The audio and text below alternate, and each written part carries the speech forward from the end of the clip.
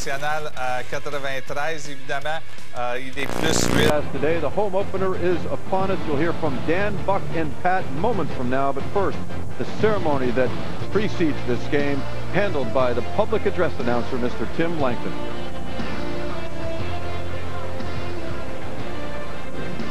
Blue Jays fans in Toronto and joining us from coast to coast on Sportsnet. Welcome to Rogers Center, home of your Toronto Blue Jays. This offseason, the Blue Jays family lost one of our own. Roy Halladay was drafted a Blue Jay in 1995 and spent 12 seasons with the club. Doc had a talent and an arm unlike many others in the game. He represented this organization and city with pride, passion, and dedication. This season, the Blue Jays will take to the field wearing a 32 patch on their left sleeve to remember a father, husband, teammate, and legend. Blue Jays fans across Canada will never forget Doc. Today, the Halladay family, former teammates, friends, the New York Yankees and Toronto Blue Jays honor Roy, celebrate his life, and stand with his family to remember and pay tribute to Roy Doc Halladay.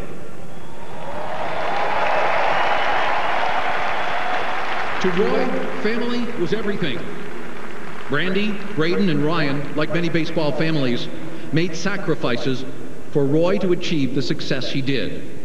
But they were also very proud and rejoiced in his accomplishments. With us today and forever, a part of the Blue Jays family, please welcome Brandy, Braden, and Ryan Halladay.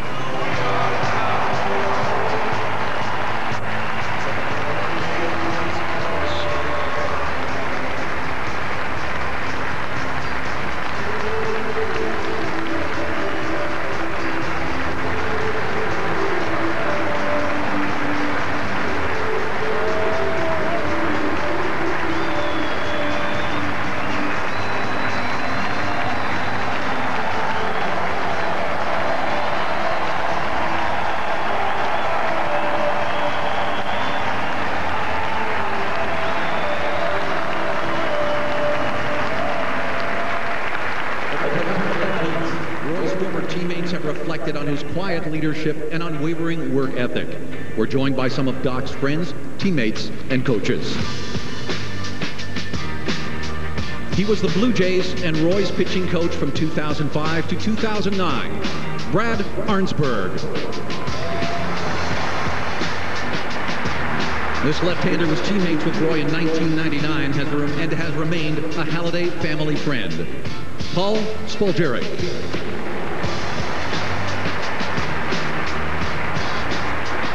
He pitched in 386 games for the Blue Jays and was Roy's teammate from 96 to 2001. Please welcome Paul Quantrill. A Blue Jay for the 2008 and 2009 seasons, he played third base as Roy took the mound every fifth day. Scott Rowland. A fan favorite and a Blue Jay from 98 to 2002, outfielder Jose Cruz Jr. He holds the team record for games played by a pitcher at 505. He was Doc's teammate from 2004 to 2009, Jason Frazier.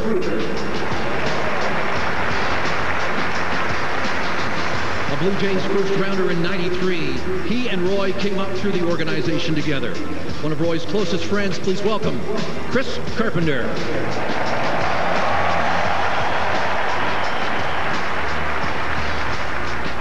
He was Roy's teammate as Doc was just starting his major league career. A Cy Young winner in '96, Pat Henkin.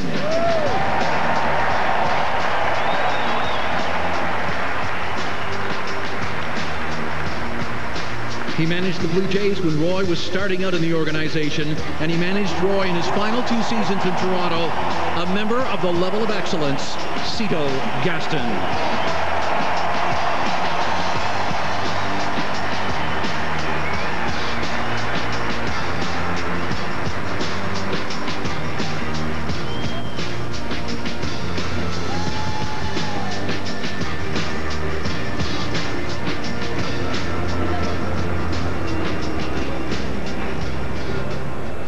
To many, Roy Halladay's legacy was more about his off-the-field work. The Halladays would always find time in their busy schedule to bring children and families who were fighting for their lives to the ballpark to escape reality for 9 innings. Brandy and Roy, through Doc's Box in Toronto, hosted children from Sick Kids Hospital each homestand. With us today is one special guest who represents so many other children impacted by Doc's Box. Isaac met Roy when he was just 4 years old. He had been diagnosed with MPS 6, a rare, debilitating disease. Roy and Brandy helped Isaac and his family believe in their fight, and since then have encouraged the family to create the Isaac Foundation that has raised money for research projects that have saved the lives of many children. Still fighting strong, please welcome to the field, Isaac.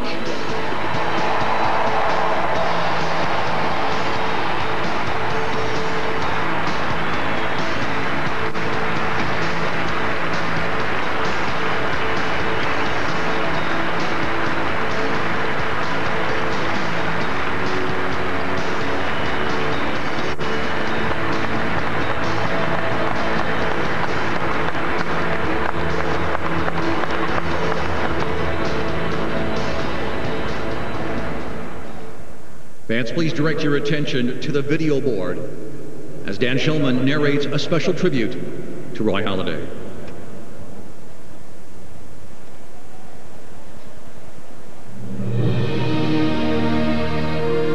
A franchise is built on history, on team accomplishments, and on character. Drafted a Blue Jay, a first-rounder in 1995, raised in the system, and an integral part of 12 seasons of Blue Jays baseball, Harry Leroy Halladay epitomized what it meant to be a Blue Jay. You know, Doc, for me, was a guy that competed as well as anybody that I ever saw. He was very well respected in this league as one of the top pitchers there is in the game, and his competitiveness, work ethic, and drive is what got him there. The most prepared pitcher I've ever seen. You know, his daily routine was unmatchable. He had to face in the East some of the best, and for him to do what he did and have the numbers that he did and dominate the way that he did against the lineups that he had to, I think it speaks volumes. And his Blue Jay numbers said it all.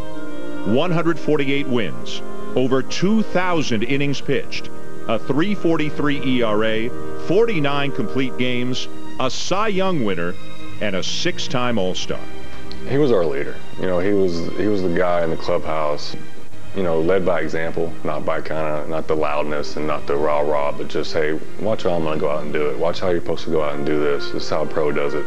I always tell people, you know, my dad taught me the game of baseball, but Doc taught me how to be a professional at playing the game and how to go about my business. I think he was an inspiration to a lot of young players, and I was certainly fortunate to play with him for a year and try to learn from him and get to know him. What Roy meant to me as a young guy coming through the system was hard work, dedication, and determination. A guy that kind of got knocked down. Went all the way back to A-ball, came back up, worked his way up, and became the star and the sensation that he became. And it was a lot of fun to watch him pitch. It was a lot of fun to watch him grow and be, like I said, be successful throughout his career and become the guy that he was. His career after Toronto led him to a regular season perfect game and October success, including a no-hitter. But Roy still returned home as a Blue Jay to put on our hat for one last time. On the field, he was dominant like no other. Off the field, quiet, yet compassionate. A family man who felt a genuine responsibility to give back to the city that he called home. And, you know, as big as he was on the field, he certainly took time to be a part of the community and to give back. And that was a big part of his daily routine. You saw the things that him and Brandy did off the field to not just their communities, but to people. It was their goal outside of baseball was to help and touch as many people as he could, and that's just who he was. They had Doc's Box, and it was packed constantly. You know, I did many trips up there, you know, with them to meet some people. But, you know, it's the kind of family they were. They're loving people that just care about people and want to encourage people, and that's what Roy did. If it was talking to a minor league player or doing something in the community, he was always there to do that. To Roy, family was his life. Retirement allowed him to mentor and coach both Braden and Ryan. Doc Halladay became Coach Halladay, passing lessons learned over a storied career to a new generation of baseball talent. He was amazing. Words can't put into how he impacted each one of us every day. If you met him without knowing who he was, you wouldn't even know he had all the fame and success. He loved our baseball players, and it was a cool glimpse into probably what he was like as a teammate in the big leagues. Roy was probably a guy that you wanted to have on your team, but didn't want to play against him. Nicknamed Doc by the late Tom Cheek, to Toronto and Canada, Doc was much more than just our ace. Tremendous person, tremendous human being, tremendous player. The best human being that you can meet in life. I think it's safe to say that he's the top 3, if not top 2 players of all time here. What he did to the city, you know, every 5th day, I think as a baseball fan, you couldn't wait for Roy Halladay to be out there. Well, I think he's, for one, by far the best pitcher they've ever seen. People look forward to when Doc started, and after he started, people were still talking about the start before. And when you have someone of that magnitude that's able to actually do that, those are the types of guys that get remembered forever. He was, again, a selfless person and one who had a big heart. But that's what kind of guy Doc was, you know. He's just determined to be the best. And with hard work and dedication, he was the best.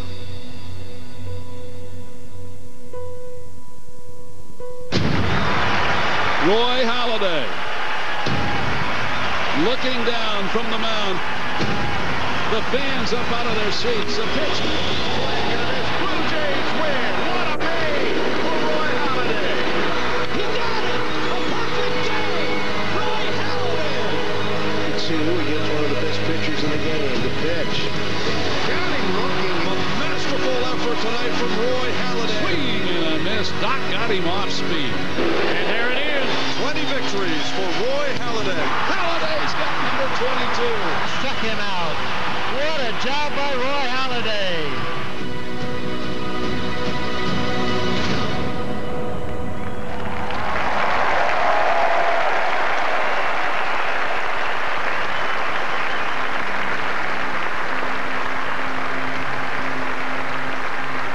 Current Blue Jays manager John Gibbons was Doc's manager from 2004 to 2008.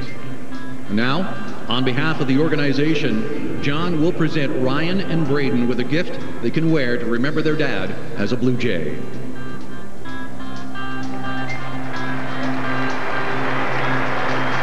In addition, the club will make a donation of $32,000 to the Halladay Family Foundation to assist Brandy in continuing Roy's commitment to youth baseball programs and animal welfare.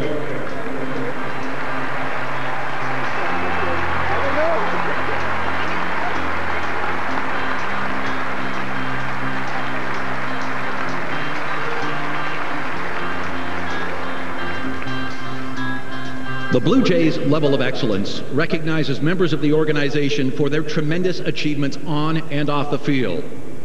Level of excellence members truly represent our Blue Jays values. Please direct your attention to the right field 400 level fascia as Roy Doc Halladay becomes the 11th individual on the Blue Jays level of excellence.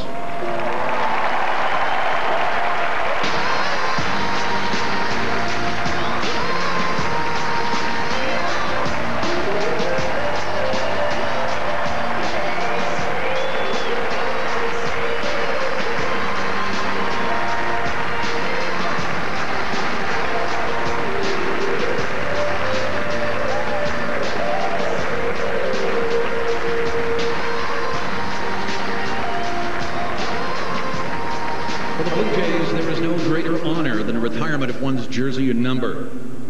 From today forward, Doc will be honored and remembered in this ballpark. 32 will fly high in center field as only the second retired number in franchise history. Brandy, Ryan, Braden, friends, teammates, and fans, Please direct your attention to center field above the video board as we unveil 32 and retire Doc's number.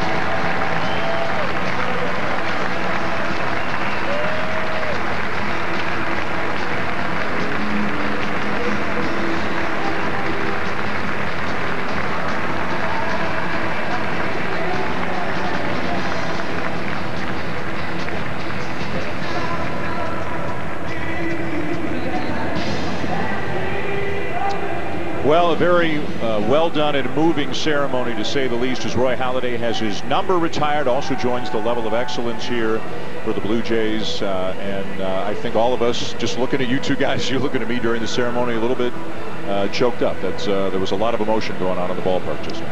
Absolutely, Dan, and obviously it was a very appropriate ceremony, but certainly much too soon. And Roy Halladay, 2001, he was a terrific young pitcher. He went down and made the transformation to become a Cy Young Award winner.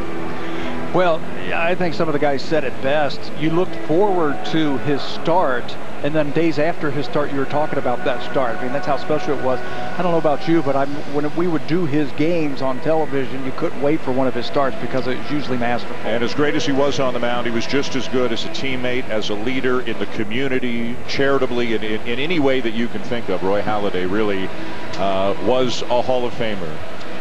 A lot of his teammates here. Let's go back down to the field now as we continue the pregame ceremonies here on opening day.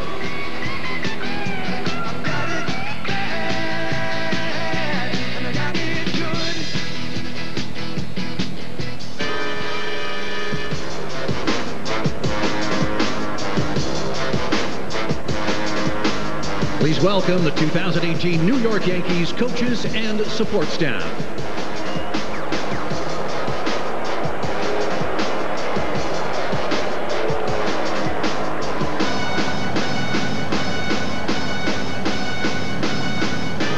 Now here is the starting lineup for the New York Yankees, managed by Aaron Boone.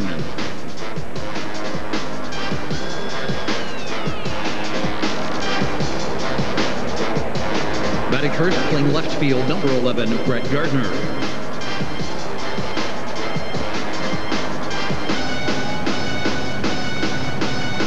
Batting second, right fielder, number 99, Aaron Judge.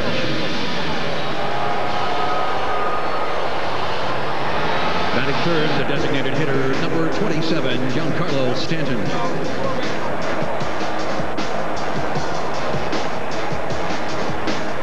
Batting fourth and warming in the bullpen, catcher number 24, Gary Sanchez.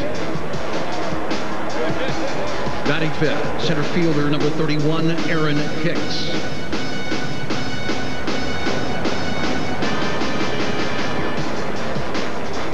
Batting sixth, the shortstop, number 18, Didi Gregorius. Batting seventh, playing third base, number 29, Brandon Drury. Batting eighth, second baseman, number 14, Neil Walker. Batting ninth, at first base, number 26, Tyler Austin. Starting pitcher for the Yankees, warming in the bullpen, right-hander, number 40, Luis Severino.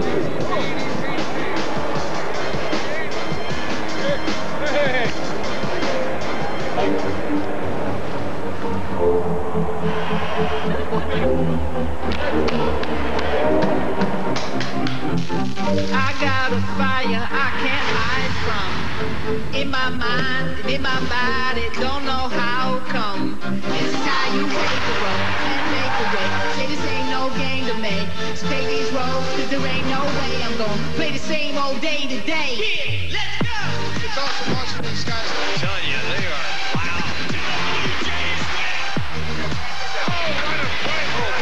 I need a moment to seize and own it. Don't need to seek an omen. I seen the dream in me. I don't need to sleep or be opponent. I'm the opponent. I'm seeing me and me. The only team I need to move me forward. So keep it going. The only cause I know is to be the cause of growth. Crawling from the hole that holds the soul in. This is for all men and women who don't fall without again up again. I mean, I'm saying that we all in. Listen up. I got a fire. I can't hide.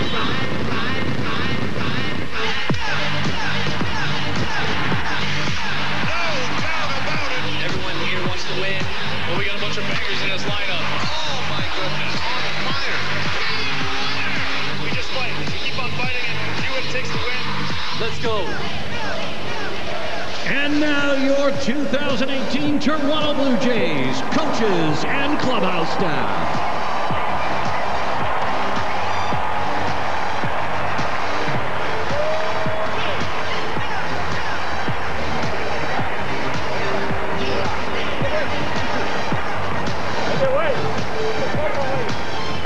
Unable to be with us today, visiting clubhouse manager Kevin Malloy. Director, Team Travel and Clubhouse Operations, Mike Shaw. Senior Advisor, Equipment and Home Clubhouse Services, Jeff Ross. Clubhouse Manager, Equipment, Mustafa Hassan. Clubhouse Manager, Operations, Scott Glynn. Interpreter, Josue Pelli. Massage Therapist, Todd Earl. Head of Strength and Conditioning, Donovan Santos. Major League Assistant Strength and Conditioning Coordinator, Scott Weberg. Head Athletic Trainer, Nikki Huffman. Assistant Athletic Trainer, Jose Ministral. Assistant Athletic Trainer, Boon Chong. Assistant Physical Therapist, Scott Peters.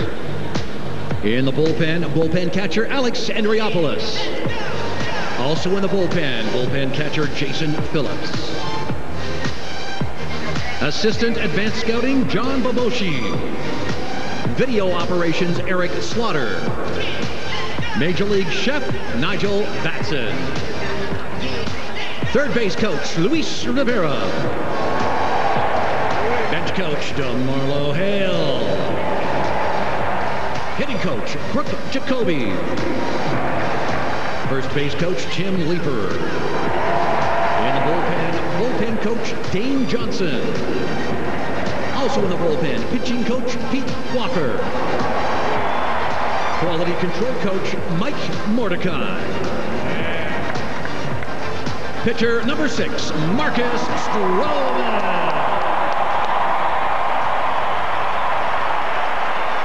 Catcher number 21, Luke Maley. Pitcher number 22, Son Juan Oh. Pitcher number 24, Danny Barnes. Pitcher number 25, Marco Estrada. How about we go with the game in... Infielder number 26, Jan Hervis Solarte. Infielder number 28, Steve Pierce. Pitcher number 36, Tyler Clifford. Pitcher number 41, Aaron Sanchez. Pitcher number 52, Ryan Tempera. Pitcher number 54, Roberto Osuna. Pitcher number 57, Jaime Garcia. Infielder number 61, Gift Gope. Pitcher number 62, Aaron Liu. Pitcher number 77, John Axford.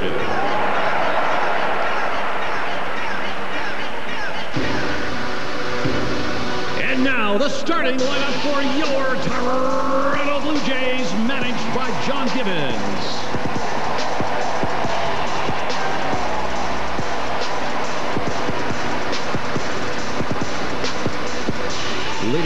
Playing second base, number 29, Devin Travis.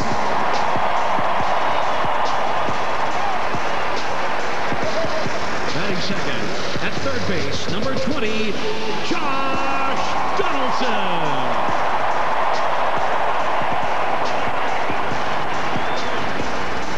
Batting third, playing first base, number 14, Justin Smoke. Batting fourth, the left fielder, number 18, Curtis Grinderson.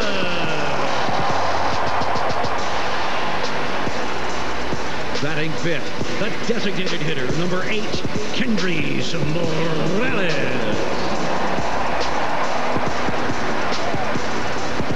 Batting sixth, playing right field, number 15, Randall Grichuk. Batting seventh, in the bullpen, catcher number 55, Russell Martin.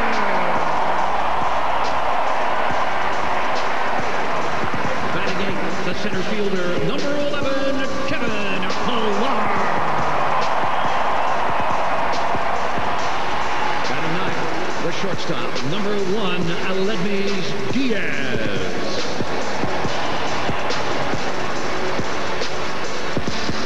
Starting pitcher for your Blue Jays, warming in the bullpen, left-hander, number 33, Jay Happ.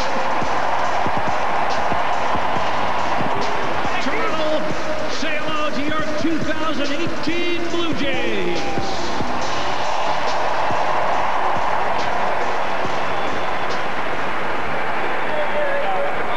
Fans, we ask you to please remove your caps, and those who are able, please rise. Here to present the colors are the 48th Highlanders of Canada.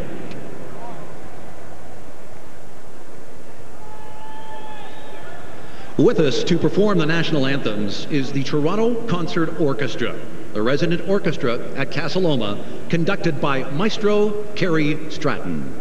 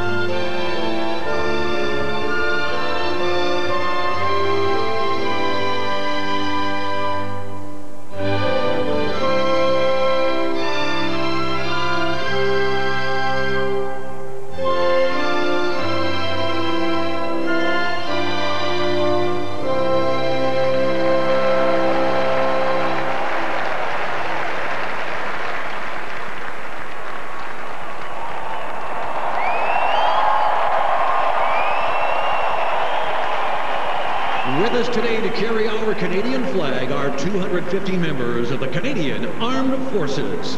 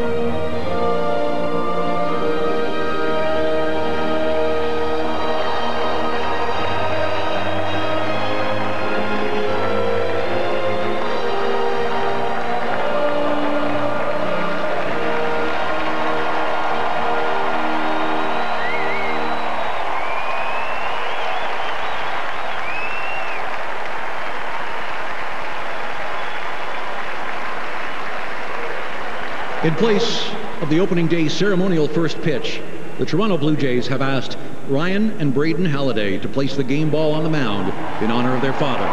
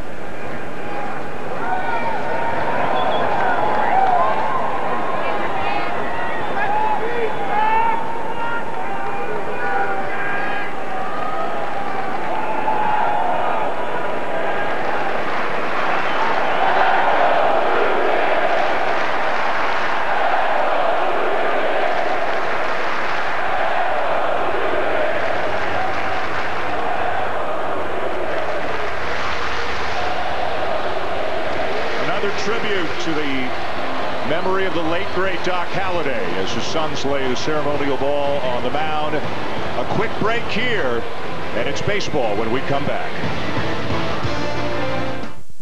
At TD, we're just ordinary Toronto baseball fans. Just regular home team supporters.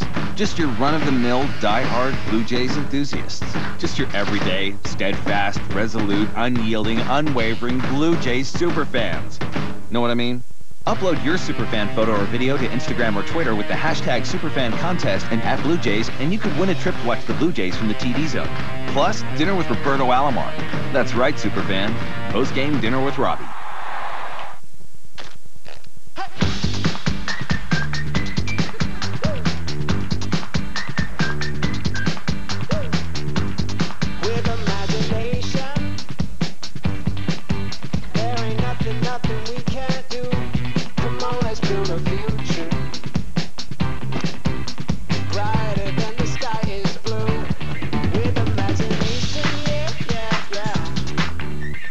Johnson, a family company.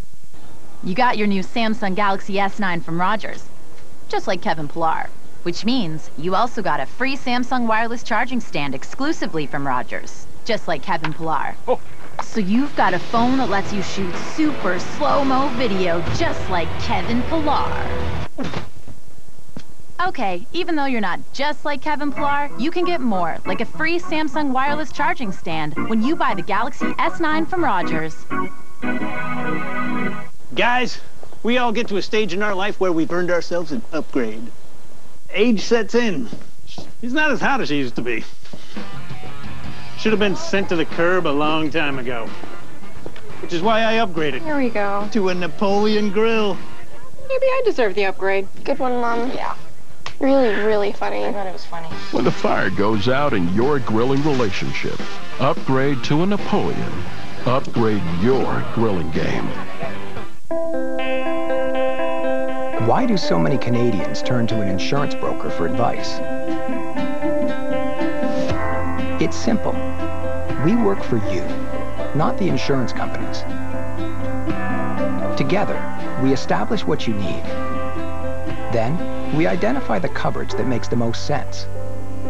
That's why so many people know your best insurance is an insurance broker.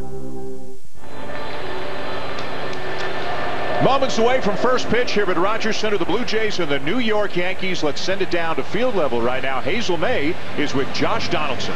Dan, thank you very much. Josh, you didn't get a whole lot of ABs at spring training. What is it about your routine, Josh, your preparation, that gives you confidence that you didn't need all those plate appearances at camp?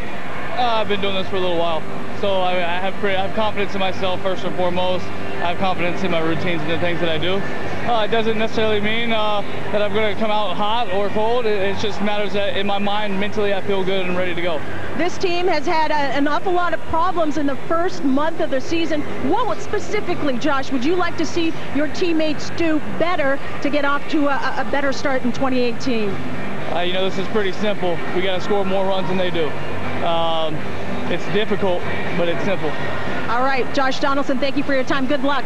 Thank you. All right, guys. Dan, we'll send it back up to you. All right, Hazel, thank you very much. Pretty simple. They got to score more runs than the other guys do, and Tappy, if they're going to do that, they're going to have to hit a little bit more than they did last year. He stole my thunder, if you will. I know you win with pitching and defense, but the Blue Jays have to figure out a way to score more runs. They were last in the American League last season, and run score was 693.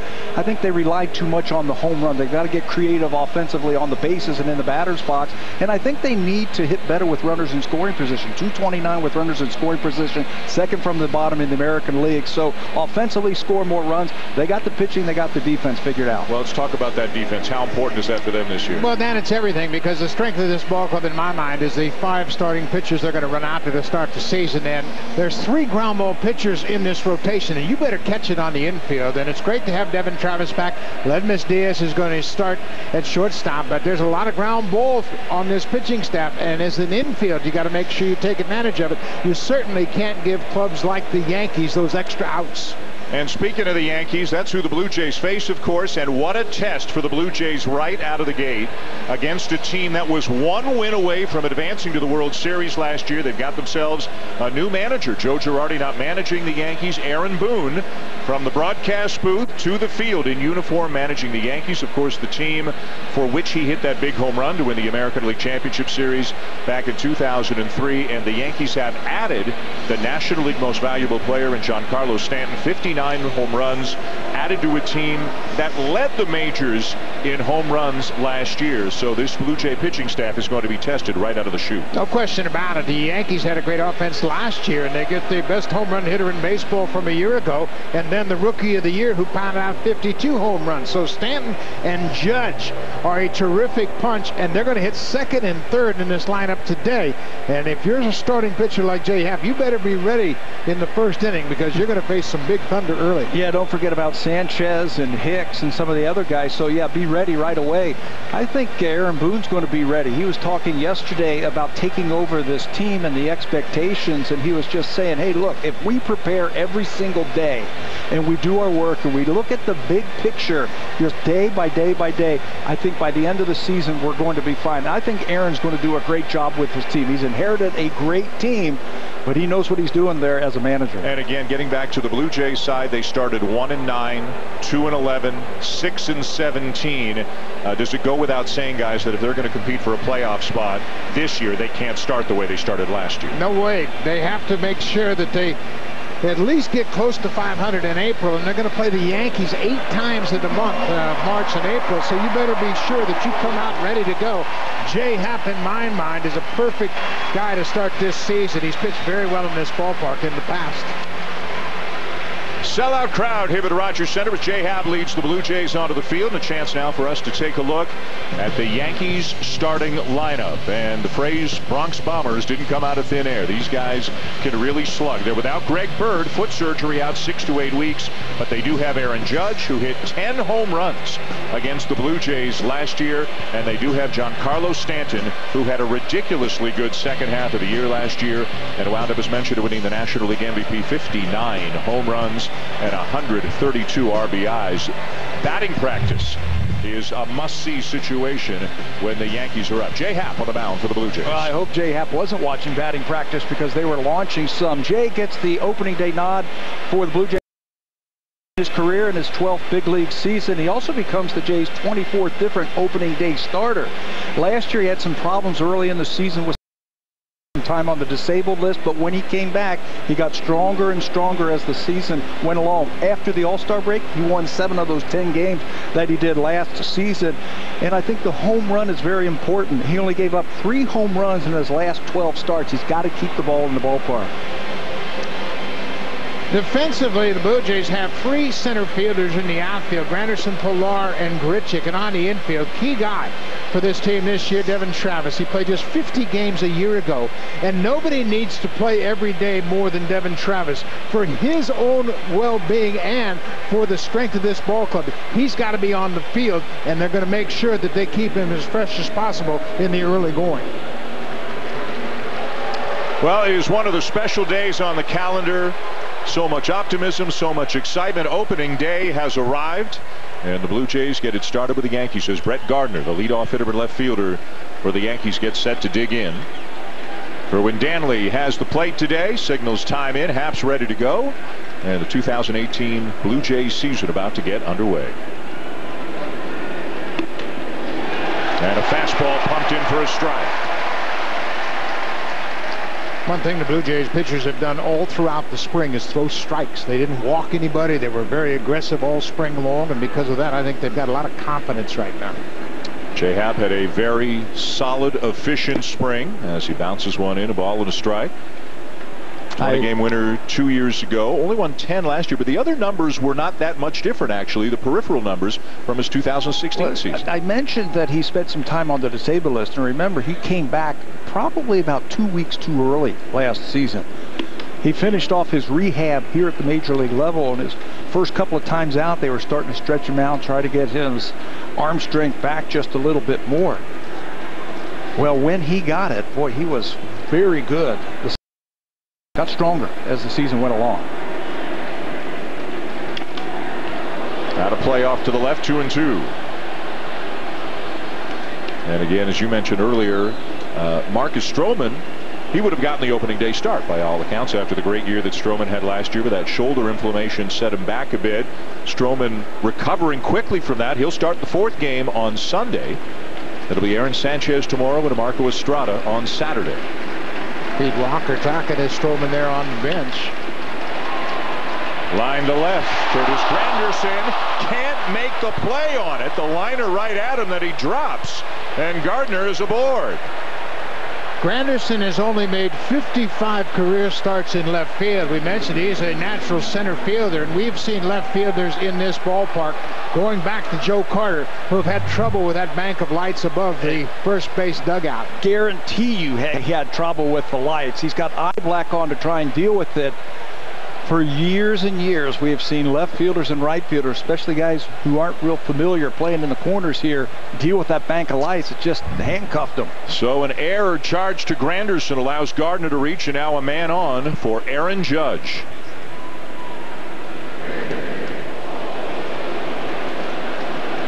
Nearly an errant throw from Happ there over to first. Gardner still runs well, stole 23 bases last year. He's in an interesting spot in the lineup also as a leadoff hitter. Do you run in front of these guys, the big power hitters? I don't think so.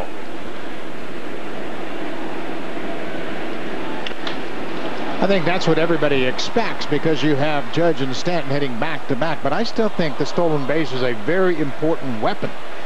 Jay Happ already made a throw to first base, so if you can split the pitcher's attention, especially when you got guys like this at the plate, I think it's an advantage for an offense. Throw in the threat of a stolen base every once in a while. Put some doubt in the pitcher's mind. And the style of Aaron Boone, that will be determined as the games go along. This is his first regular season game managing. Swing and a miss. As Happ takes a little off. 0-2 on Judge, who was the American League Rookie of the Year, the home run leader, and the runner-up for American League MVP behind Jose Altuve of the Astros. Judge hit 10 home runs last year against the Blue Jays and drove in 20. That's the most home runs by one batter against the Jays in franchise history in a single season. Got him. In under his hands for the first out of the inning. Along with those home runs, you're going to get your share of strikeouts also from Aaron Judge. He's an outstanding hitter, but he has holes. Jay Happ finds one of them right here. That's a cutter that's going to get in and underneath the bat. So to pitch to these big guys, I think you have to go up, down and away, and then down and in. Just keep mixing it up. And now Happ has to face another one of the elite power hitters in the game, Giancarlo Stanton. Picked up at an off-season deal, the Yankees assuming the vast majority of the remaining 10 years of his contract, but look at what they're getting. As good a power hitter as there is in the game, coming off his best year, and a guy just itching for an opportunity to play on a winning team. And he whistles one to deep right center and gone. Opposite field, line drive, two-run homer, and an early lead for the Yankees. I was out here yesterday to watch the Yankees take batting practice after the Blue Jays, and one of the things that I was very impressed with, the big home run hitters, they didn't have to pull the ball to hit home runs. They hit ball after ball to right field, almost like they were anticipating Jay Happ was going to work them away. They hit ball after ball into that second deck into right field, and just like that in the first inning, Giancarlo Stanton capitalizes. This is going to be a problem for pitchers in the American League East because both Stanton and Judge have power all over the field. They don't have to pull the ball. These two are very big men, and because you don't have to pull the ball and you're hitting in small ballparks, that makes the hitters much better.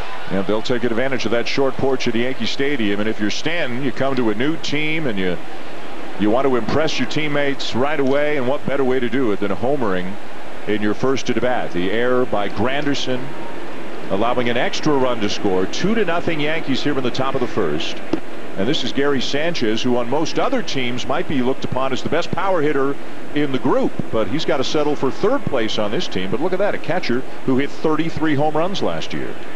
I asked Aaron Boone about him yesterday, and he said, of those three guys, this is the best hitter. The approach at the plate, the way he handles the bat, how he can go the other way. He might not have the power of those other guys, but he's got a little bit more of a polished swing.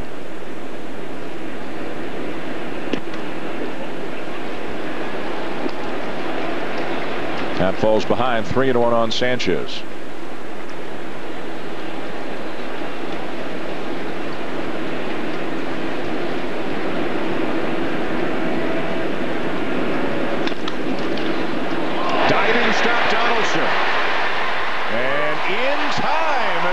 To get him, bounces it across the infield, but just does get Sanchez.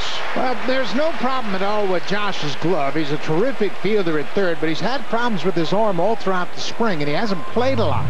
So I think he knows he has to get rid of this ball in a hurry, and watch how quickly he unloads it.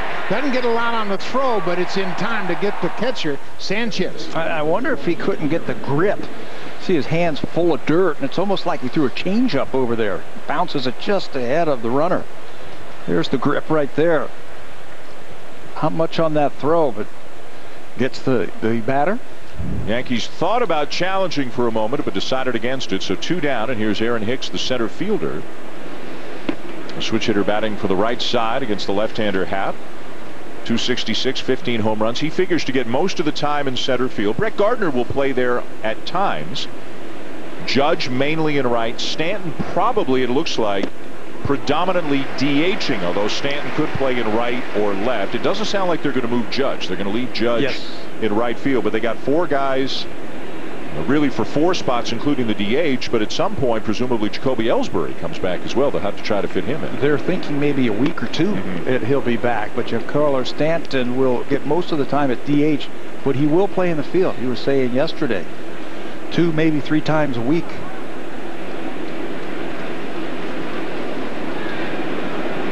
Stanton with the home run here in the top of the first. Happ having to work hard here to get the 3 outs.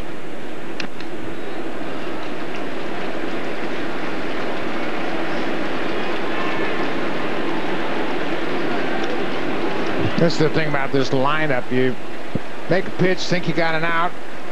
The air in left field allows another batter to come up, and there's just such a deep lineup that it really puts pressure on a pitcher in these specific innings of a ball game.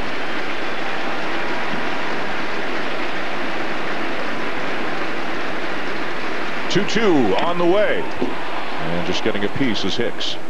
You know, Hicks had a good season a year ago, and against the Blue Jays, he had 10 RBIs.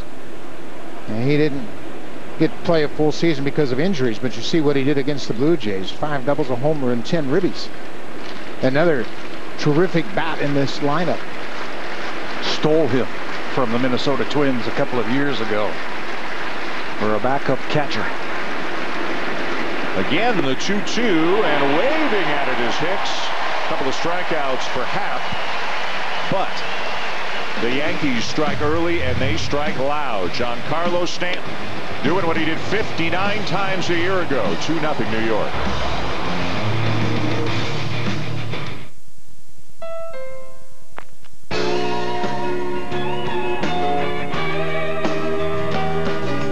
Baby, you need to shake your hand.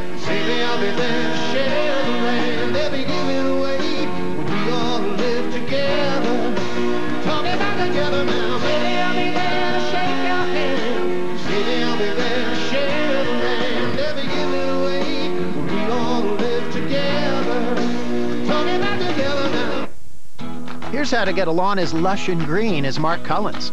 And here's Mark.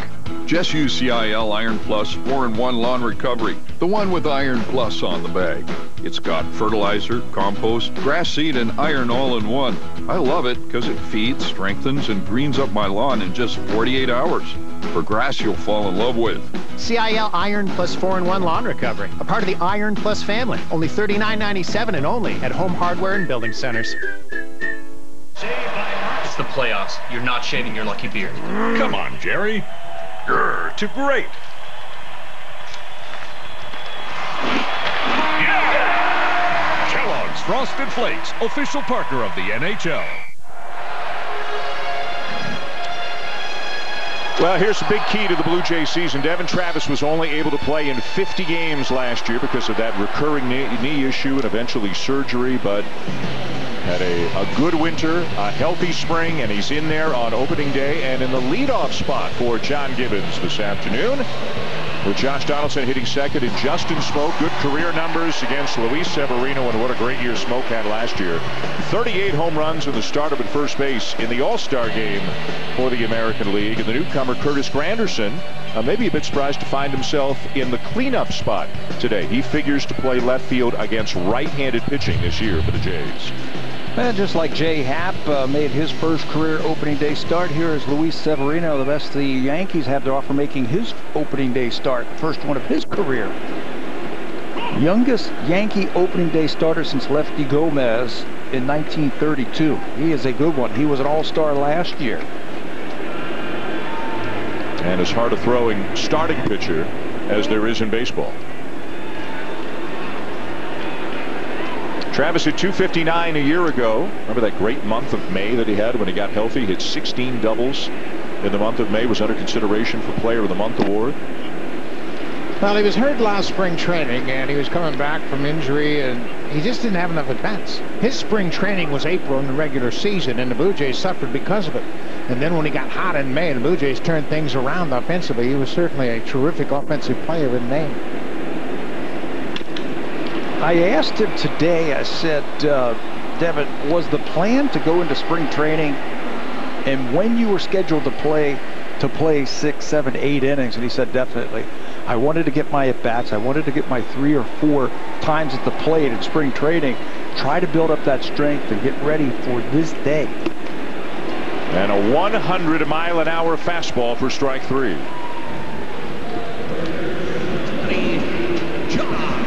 Donaldson. As always, a big ovation for Josh Donaldson.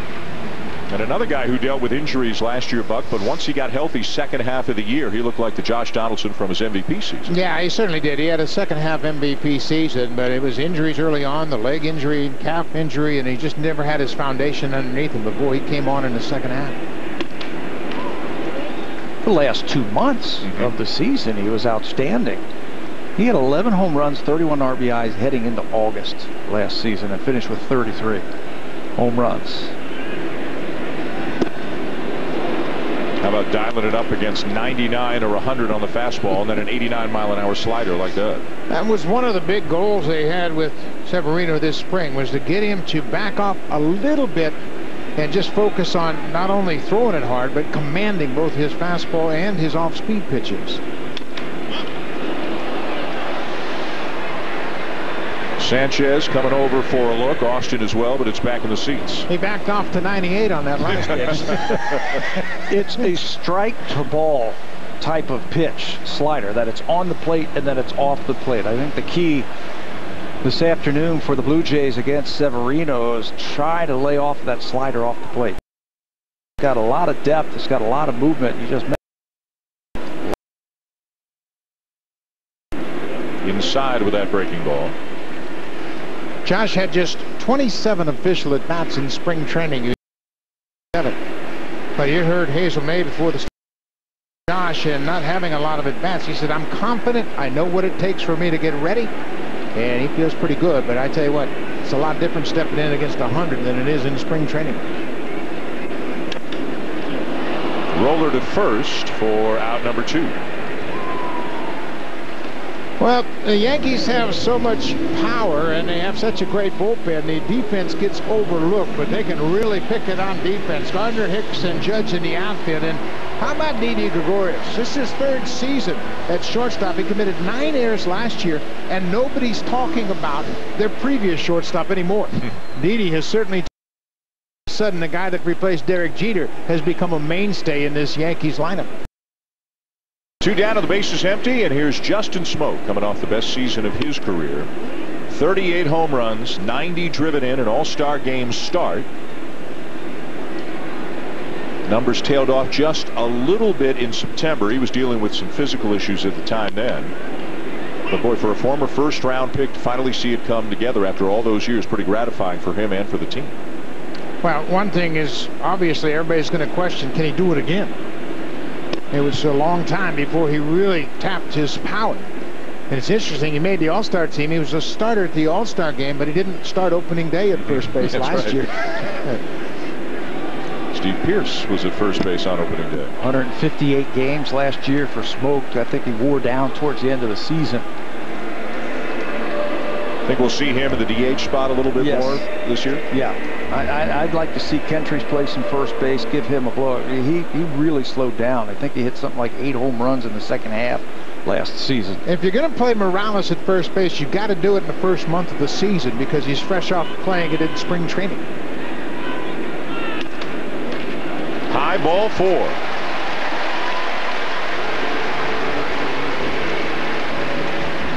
And now we get a look at the first regular season at bat in a Blue Jay uniform for Curtis Granderson, who of course would love nothing more than to atone for the error he committed in the top half of the inning. Swung the bat well in the spring. Veteran guy, 37 years of age, probably only plays against righties. Had some pretty good numbers for the Mets last year. Then got traded to the Dodgers second half of the year, last 2 months really. And did not have the same kind of success, but he can still run into one every now and again, and he'll take a walk as well. Did it 26 times last year, running into that fastball. He had a good spring.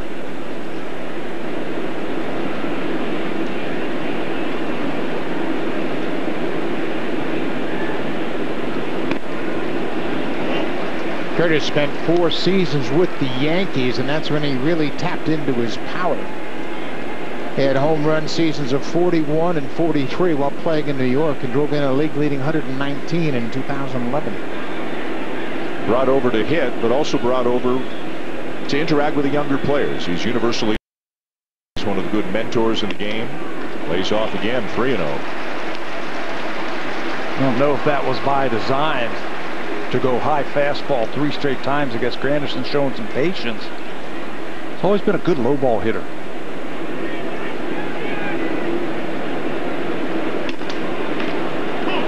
Strike 3-1. John Gibbons said the reason the lineup is the way that it is right now, it started with him wanting to put Donaldson in the 2 spot. Wanted Smoak after him 3rd, and then he was trying to figure out where Travis should go. Granderson had been leading off a lot in the spring. But felt that Granderson hitting 4th and Travis up in the leadoff spot was the way to go. And again, there's Granderson showing some patience. And a back-to-back 2-out walks. And if you're scoring at home, here's mound visit number 1. Welcome to baseball 2018. And there's Kerwin Danley, the home plate umpire, recording that is a mound visit. One of the new rules in an effort to speed up the game is you are allowed 6 visits per game.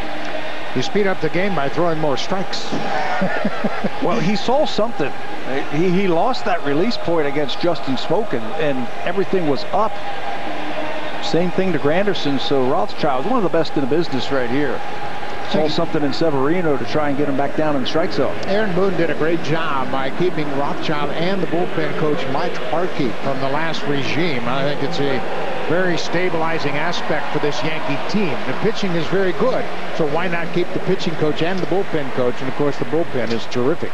But Mike Harkey is down there with those guys once again this year. So the Blue Jays threatening here with 2 down in the bottom of the first, down 2-0. And the batter is Kendrys Morales, who 250, 28 home runs a year ago. Really struggled from this side of the plate, and guys got a steady diet of breaking balls as the season wore along. Breaking balls off the plate also, and he was saying to us in Montreal that he couldn't see the ball. He did some tests on that right eye, felt that it was a little bit weaker. That's why you see him wearing the glasses this afternoon.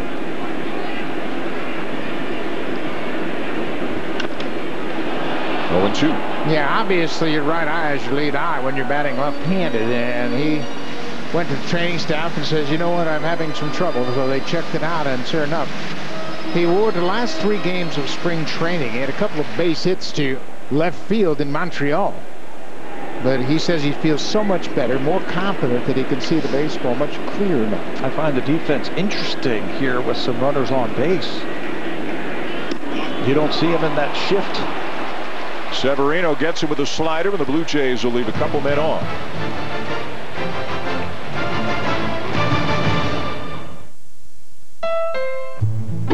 This is Paul's dream garage. This is Paul's happy place. His home away from home. This is not Paul. It's his jealous neighbor, Dan. It's time to build your own dream garage. Lease a well-equipped Civic for $59 weekly at 2.99%. You got your new Samsung Galaxy S9 from Rogers, just like Kevin Pillar. Which means you also got a free Samsung wireless charging stand exclusively from Rogers, just like Kevin Pillar. Oh. So you've got a phone that lets you shoot super slow-mo video just like Kevin Pillar. Okay, even though you're not just like Kevin Pillar, you can get more, like a free Samsung wireless charging stand when you buy the Galaxy S9 from Rogers.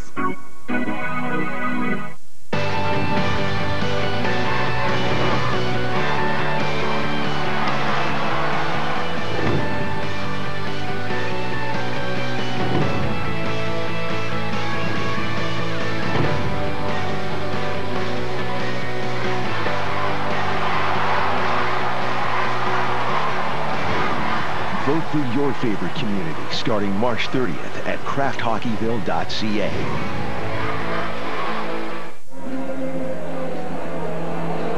Welcome back to opening day here. This afternoon, the Blue Jays announced a series of roster moves. Veteran shortstop Troy Tulowitzki,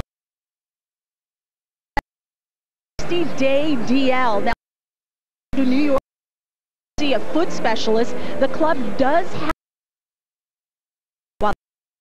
information left.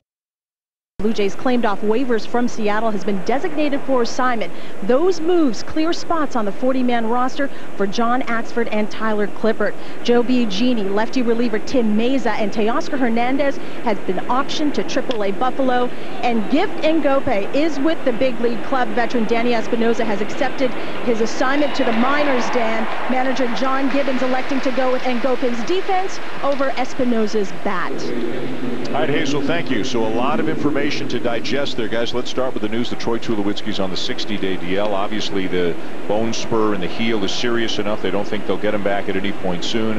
And Ngope makes the team. The actually an important one, given what we now know about Tulowitzki. And that 40-man roster thing is important. When you're on the 60-day DL, they can take you off the 40-man roster. And as Hazel said, that freed up a spot, and they needed 2 spots, one for Axford, one for Clippert. But big picture, what does this news say to you guys about Troy Tulowitzki's prospects for playing effectively at some point this year? Well, 2 more months. We're going to have to wait. He didn't do anything in spring training, didn't play an inning in spring training. So even if he's healthy in 2 months, which who knows if that's going to be the case or not, it's going to take him another month to get himself into game shape and game ready. So I think you're now talking best case scenario, all-star break, in my mind. Yeah, it's unfortunate. Obviously, when he injured his ankle last July at his age and given the severity of the ankle injury and then the surgery, and all of a sudden, you know, you lose some of that flexibility and mobility, and the heel spur becomes a more significant injury, and he's just not able to run yet. 1 down after the pop-up by Didi Gregorius, and now 2-2 on Drury. So all of a sudden, maybe not all of a sudden, but Aledmus Diaz is a very important player right now for the Toronto Blue Jays. He comes over in the offseason from St. Louis, an all-star 2 years ago. Spent some time in the minors last year after he didn't hit nearly as well as he did in 2016. And the defense described as adequate. This is not a gold glove caliber guy. He's not a guy with, you know, blinding range out there at the shortstop position. What do they need out of Diaz this year? Catch the ball as you get to. You have to catch the ball, turn the double plays when the Blue Jays get a ground ball, and you just got to make the routine plays and don't make any routine errors that allow those extra batters to come up in an inning. Drury strikes out, 2 down.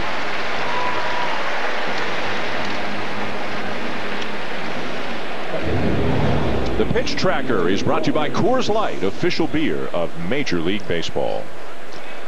Dan Shulman, Buck Martinez, Pat Tabler, Hazel May, Arash Madani. We got Jamie Campbell, Joe Siddle, Cliff Lloyd in the house.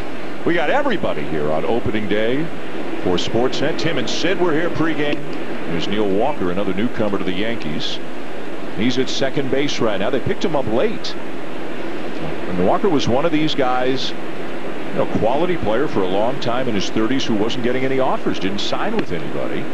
But the Yankees, they've got some very young, talented players. Gleyber Torres may, in fact, be their second baseman, could be shortstop, but maybe their second baseman of the future, but decided to send him back to the minors and sign Walker. Quiet acquisition, but might be a very good acquisition from what happened from Greg Bird. He's going to play some first base, Neil Walker. And Jay Happ's got a 3-up, 3-down inning. Going to bottom 2. Blue Jays coming up down 2-0.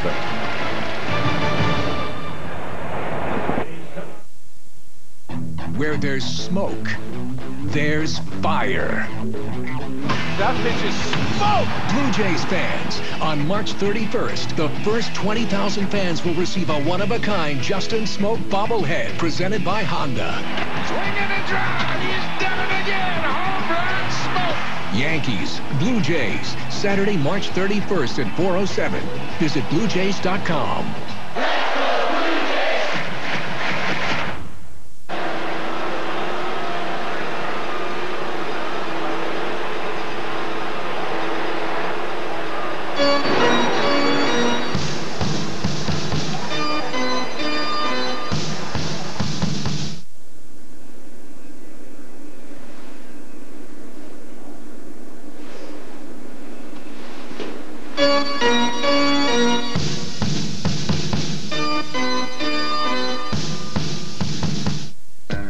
Everything we do is in search of more go.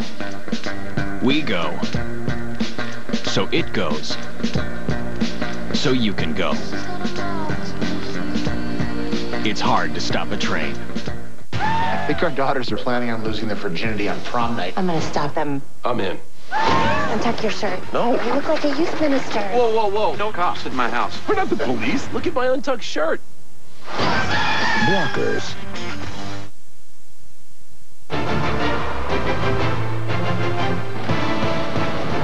The Honda home opener on Sportsnet, presented by Honda. We've been fans since day one. Honda, official vehicle of the Toronto Blue Jays, and proud fans since 1977.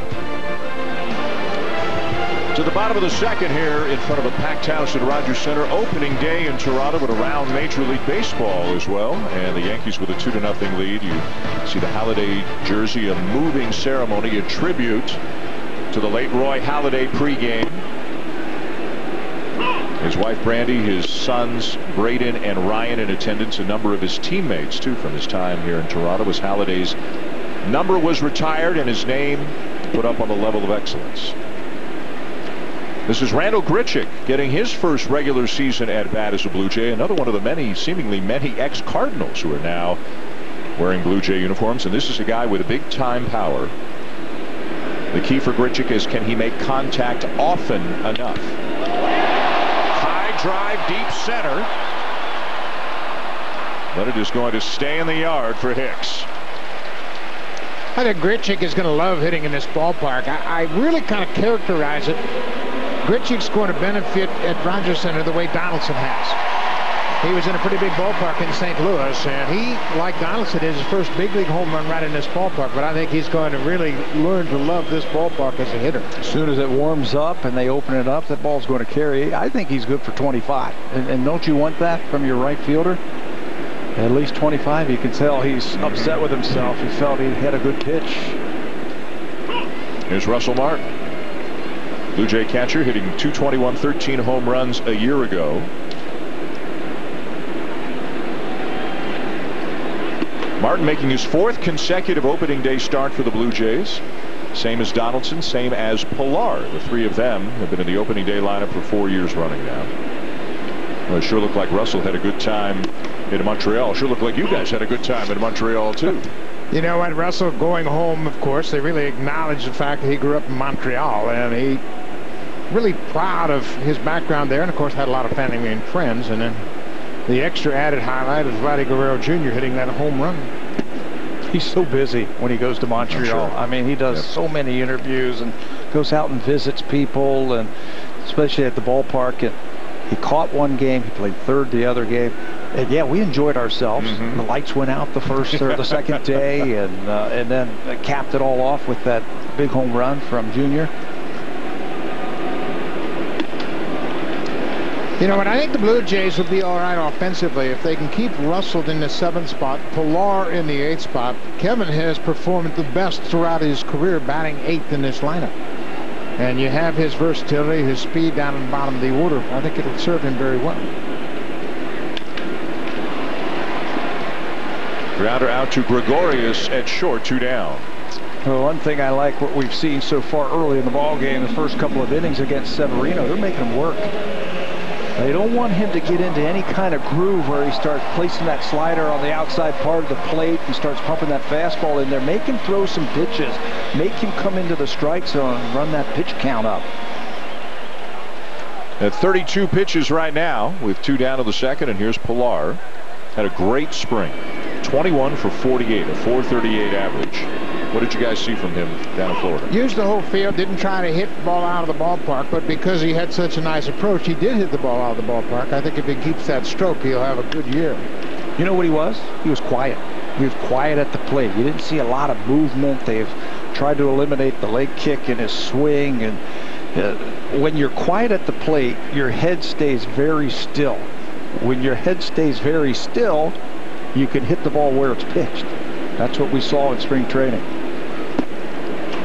Chase that slider down and away. 3rd strikeout for Severino. And we're through 2 here at Rogers Center with the Yankees up 2-0.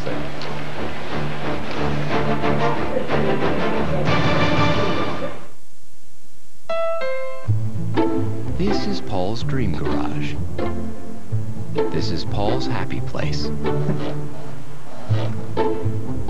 His home away from home.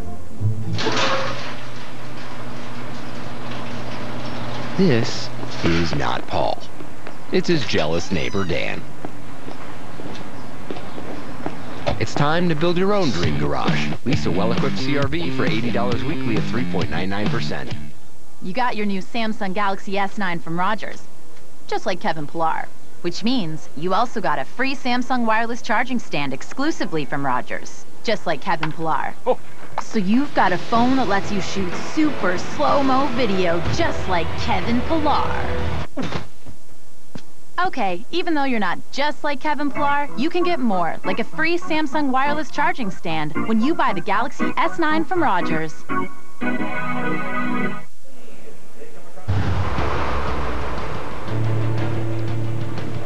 Back to play here at the Rogers Center momentarily. It's not opening day until we've had a visit from Dave Gardner, the president and CEO of Honda Canada. Great to see you, Dave. Hey, Jamie, great to see you, too. What's in store for Honda this year? Well, on a day that we're celebrating Roy Halladay, Honda's got a lot to celebrate as well. You know, at the end of last year, Civic, top-selling passenger car in Canada for 20 consecutive years. And we got a lot of stuff going on, all leading up to our 50th anniversary next spring. So lots going on there, and we're also very happy to celebrate our long-standing partnership with the Jays.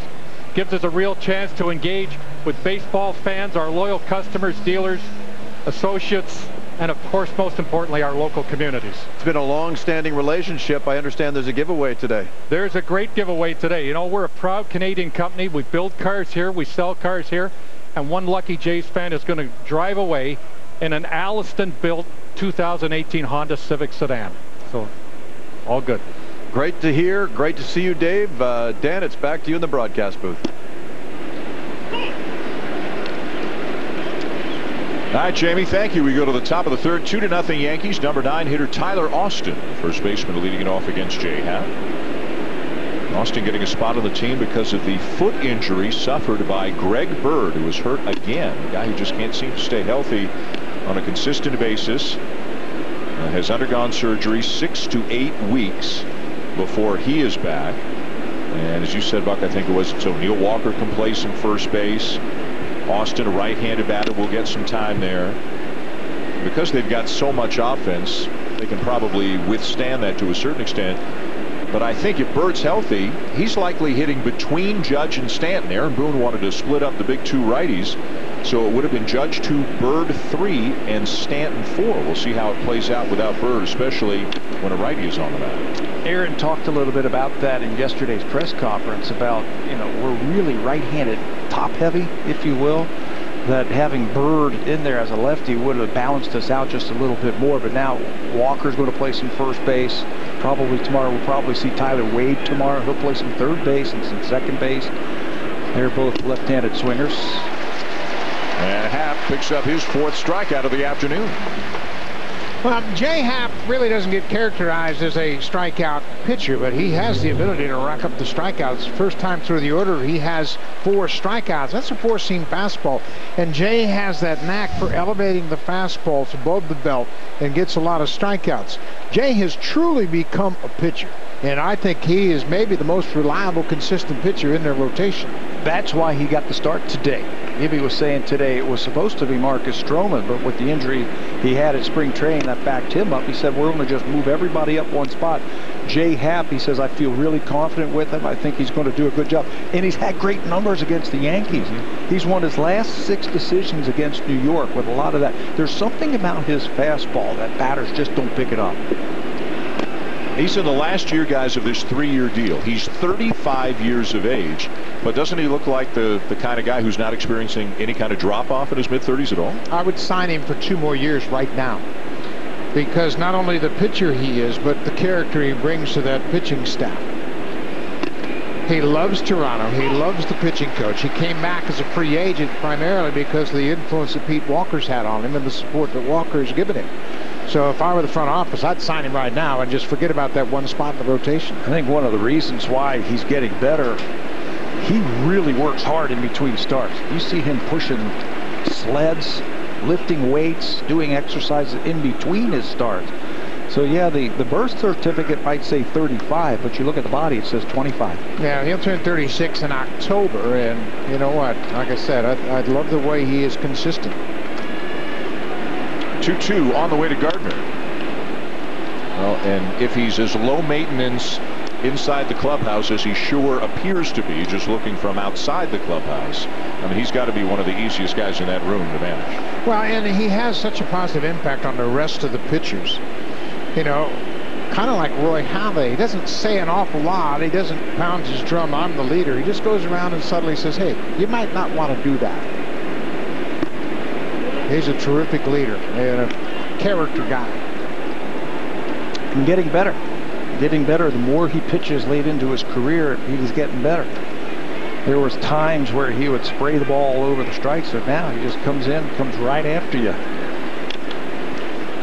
Jay kind of had a revelation a few years ago when he looked around the league and he said, there are a lot of left-handers that are pitching better than I am, and I've got better stuff than them. So he tried to figure out what it was, and he just felt like he was trying to be too fine, trying to be too perfect. And there was a moment when he saw Clayton Kershaw pitch here a couple of years ago, and Kershaw made some mistakes, but he was able to be effective. He said, that's when I realized you can't be perfect. Liner down to first and speared by Smoke. Well, that's one thing that Brett Gardner has done better the longer he's been around this game. 24 home runs last year, turning on fastballs on the inside part of the plate. That time Smoke went there and got a 21 home runs last season for Gardner. That time takes a double away from him. But he's turning on the ball a lot better now than he did when he was a younger player. So Happ's now set down 7 in a row since the home run by Stanton back in the first inning. The Happ of a few years ago would have been bothered by that line drive out, but not anymore. He knows, hey, it's just a loud out. I'm ready to deal with the next guy. But he used to agonize over those sharp line drives, even if they were outs. And now he says, you know what? Turn the page. I got an out. Let's deal with the next guy. The next guy's Aaron Judge. Happ struck him out in the first. That's that cutter that he'll drop on the outside part of the plate. He pitched Judge inside in the first at bat, and he threw just one pitch. I wouldn't stay out there against Judge. I'd come back inside, but now he has shown him that outer half of the plate. Coming in. And located perfectly. He was looking outside. You can see the hesitation just for a second from Aaron Judge, anticipating that ball away from him. So now it's 50-50, in or out.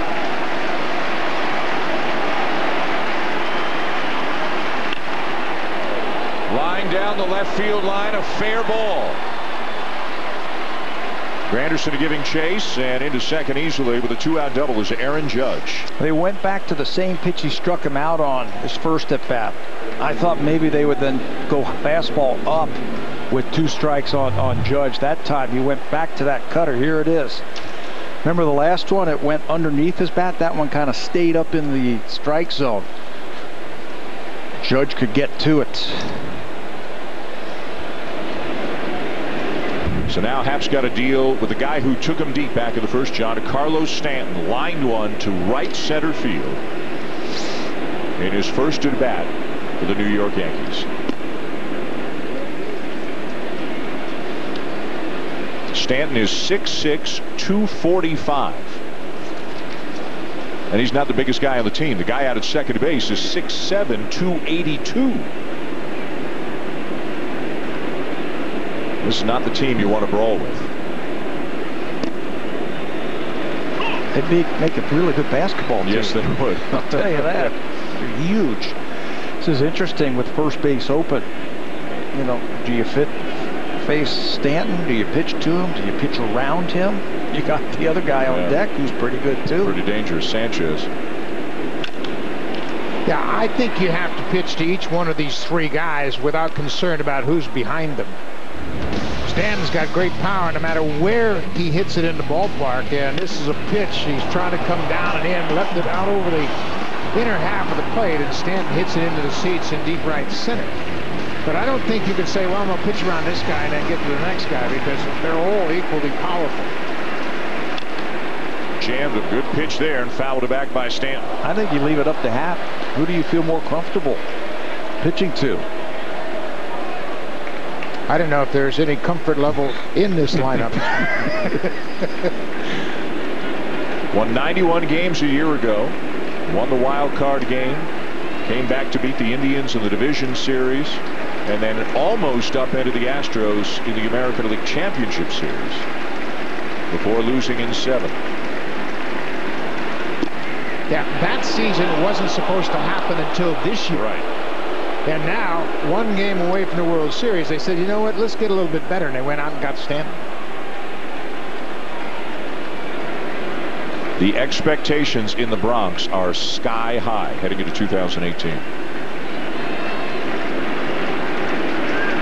2-2. See all the pitches down and away to Stanton?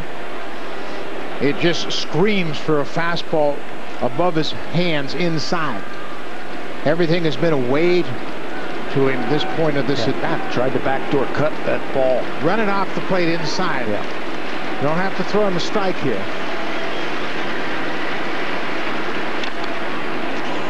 Back out away. That's the one that he turns over just a little bit to try and get the ground ball. But you know, there's so much talk about launch angle and how you should approach hitting. Stanton and Judge couldn't be more different in how they swing. Stanton has a noticeable downward plane to his swing, and Judge has that classic uppercut swing. 2 powerful hitters that have a different approach. 3-2 again. To center field, but Pilar is there, and that's the inning.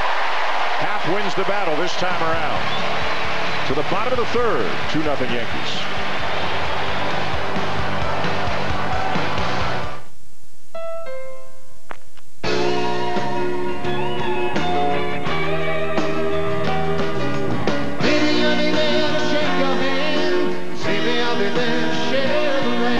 Never giving way. We all live together.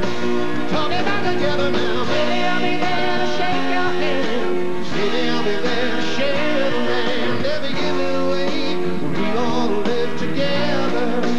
Talking about together now. I have never felt closer to my mom. I'm pregnant in exactly the same place that she was. My soulmate may actually be carbs. Mine must be wine. We can't tell anybody about the baby yet. I just told Bill. And I told Harry. I told many, many people. Let's get the party started.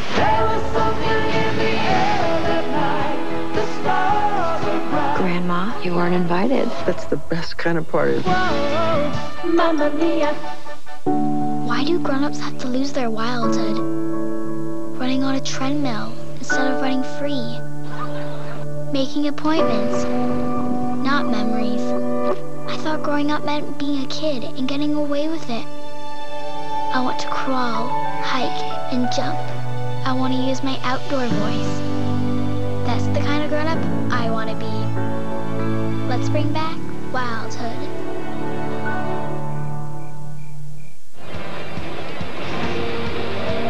Jay's Care Foundation is celebrating Honda Opening Day by launching the Unstoppable Kids campaign. Stay tuned all season long for powerful stories of how the Blue Jays brand is acting as a catalyst to inspire positive social change in all 10 provinces and 2 territories. Visit jayscare.com/unstoppablekids to learn more. Dan. Thank you, Hazel. To the bottom of the third here on opening day, the Yankees and the Blue Jays. 2-0 New York on the home run in the first inning by Giancarlo Stanton. Now here's the first at bat of the regular season for the new shortstop, Aledmys Diaz. Thanks to the Cardinals last 2 years. First pitch swinging. And an easy 2-hopper for Didi Gregorius. Let's get an update from Jamie Campbell. Dan, this ball hit by Eduardo Nunez is perfectly placed. It crosses up Denard Span and Kevin Kiermaier, rolls all the way to the wall for an inside-the-park home run as the Red Sox have a 3-0 lead on Chris Archer and the Rays.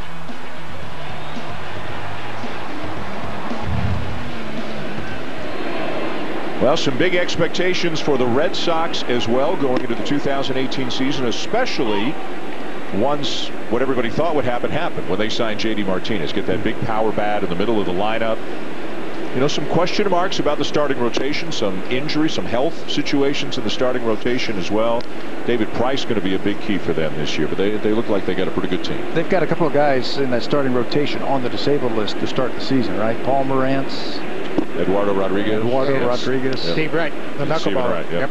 He's suspended for that domestic violence situation, but they have 3 of their starters on the shelf right now. But if they get them back, they too are going to have a good rotation. They also don't have Dustin Pedroia to start the season. He's out as well. But Nunez, they signed him late, and he went back, and he was a good player for them before, and now he's back helping them once again. Nunez playing second base in the opener. Fouled off by Travis to stay alive at 2-2. Once through the order, Severino has gotten 7 outs and walked 2 batters. The Blue Jays don't have a hit yet. Severino has struck out 3.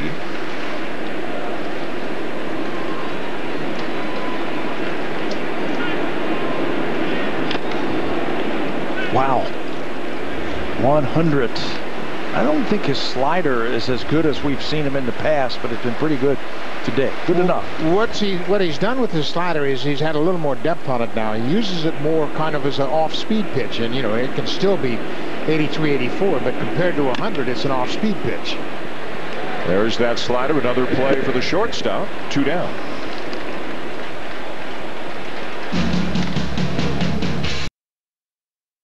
Any project this season.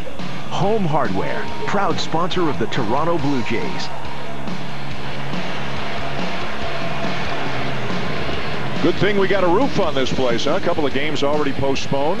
Game in Cincinnati, game in Detroit, I believe, both postponed because of weather. Had the weather been fine everywhere, all 30 teams would have played today. Different looking start to the season, starting on a Thursday instead of a Sunday, and everybody was to have played today. Some of the series had a built-in off day tomorrow just in case there was bad weather today. First time since 1968 every team in the majors opened up on the same day. And now, of course, that cancellation will change that. Last point about that slider about Severino. He had the highest ground ball percentage on sliders last year in baseball. So it's not just a strikeout pitch for him. He gets a little bit of everything off the pitch. You know, if you said to people who won the Cy Young Award last year, a lot of people would know it was Kluber. Some people might guess Sale. This guy finished third. Kluber, Sale, Severino, 1, 2, 3 in the American League. 230 strikeouts. He's a good student, too. He has really taken to Larry Rothschild and listening to some of the ideas Rothschild has, and Larry was all about commanding his fastball. He said that'll make everything else better. Reaching for it, Donaldson flares one down the right side, back into the seats. I don't care how hard you throw or how soft you throw, if you can't command your fastball, hitters aren't going to swing at your other pitches. So you have to throw enough fastball strikes to get them to chase the slider and the changeup. So Rothschild, certainly an old school guy, says, you know what, let's command the fastball first and then we'll work off everything else. Especially when you throw at triple digits. Fouled off again. Now that's the biggest challenge right there. 87 miles an hour with the slider, and then we've seen 98, 99, and 100 with the fastball. And you talk to hitters, and the biggest problem they have is when a guy can throw strikes at 87 and lower, and then at 100. The back and cover forth. all of that stuff. The back and forth. You cover the plate, then you cover in and out, up and down, and then backwards and forwards. He missed that last time with the slider. See if he goes back to it. Fastball, and it's going to be yet another play for Didi Gregorius. 3 ground ball outs to the shortstop, and we're at the end of 3 here in Toronto.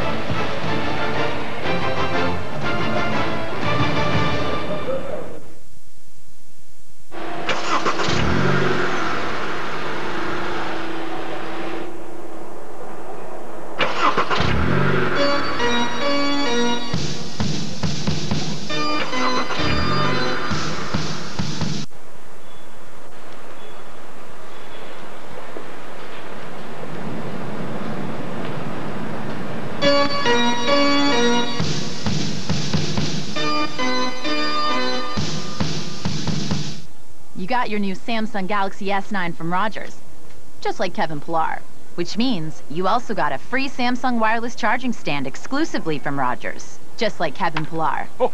So you've got a phone that lets you shoot super slow-mo video just like Kevin Pillar.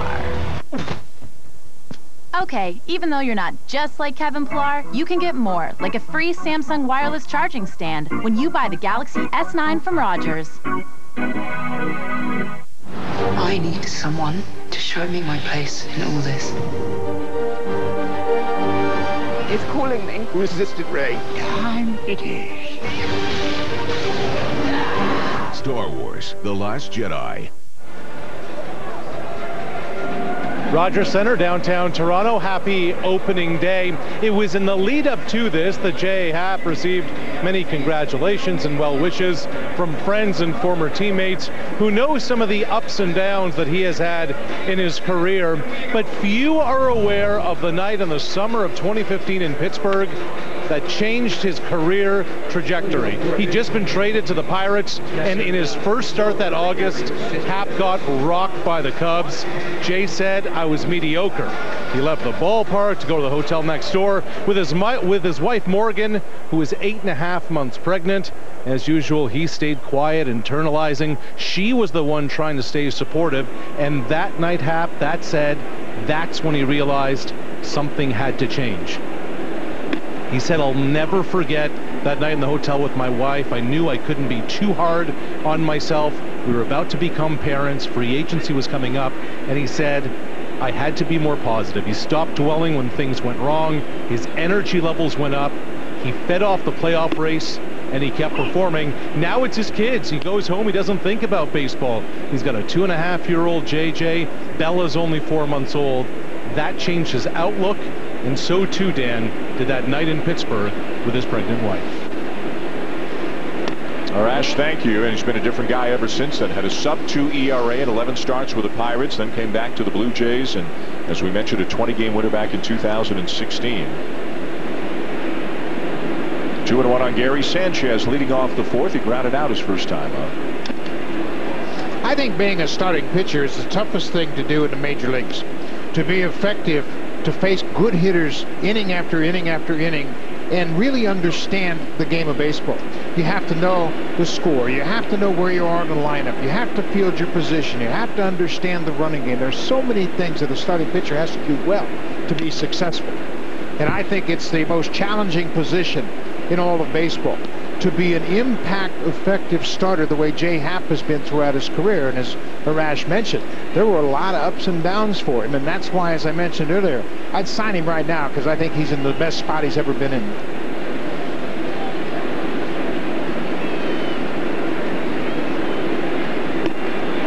Inside corner, strike 3 call. Sanchez not quite sure about it, but that's strikeout number 5 for Jay Happ. Pounded that fastball right by Gary Sanchez for that 5th strikeout. The Super Slow-Mo is brought to you by the Samsung S9 and S9 Plus. The camera reimagined, available now, right on the inner half. Pick up the strikeout. You get check swings when there's a lot of doubt in the hitter's mind, and Jay has put doubt in their minds because he's worked so well to both sides of the plate.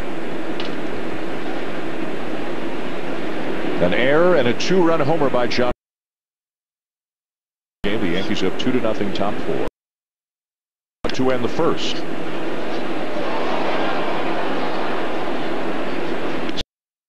We'll get the start in tomorrow's game, the second game of the season. And if there's anybody around that everybody is pulling for, it's Aaron Sanchez. After all the blister problems and forced, he got one of the very biggest ovations that anybody on the team got during the introductions. Russell Martin got a huge ovation. Kevin Pillar did. Josh Donaldson, Sanchez right there. Gibby, of course, as well. And boy, if Sanchez looks anything like what he looked like in the spring, he's got a chance to have a special season. This is a man on a mission right here, and he led the American League in ERA 2 years ago and then had just 8 starts last year because of his fingernail issue, but he is throwing the ball well right now.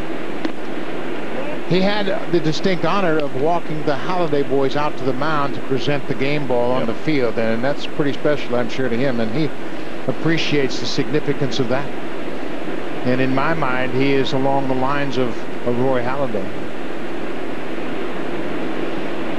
It's a lot of character to go with all that ability. 3-1, and out in front is Hicks, full count.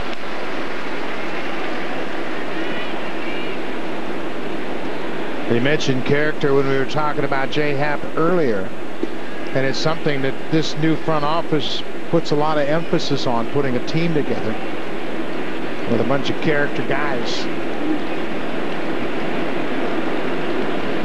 3-2, and a broken back ground ball off Happ, bounces to Donaldson, and Hicks is safe. And again, not a whole lot on the throw from Donaldson. Not saying that might have made a difference, but that throw coming out of his hand looks similar to the one earlier in the game. Yeah, it sure did. He got to it in good shape. He reacted very quickly as the ball hit. And watch this comebacker. It's going to bounce toward Donaldson. He is right there, makes the play. And he barehands it. He's great at barehanding those balls and getting a good grip on it, but I don't know if he didn't get a good grip on it or just didn't get much on the throw. Just didn't get much on the throw. To smoke again, and Hicks runs too well. Really no chance to get the runner at first base. Boy, you work your way through Judge and Sanchez, and now you got to deal with some pretty good hitters still. Yeah, that's life in the AL East. Lineups are deep, 1 through 9. Boston, Baltimore, the Yankees, the Blue Jays. You know, of course, the exception is going to be Tampa Bay. They have lost some of their big bats, but boy, those other 4 teams are loaded. Gregorius, the shortstop, up. He popped up to third his first time up, coming off a terrific year last year. 25 homers, 87 driven in.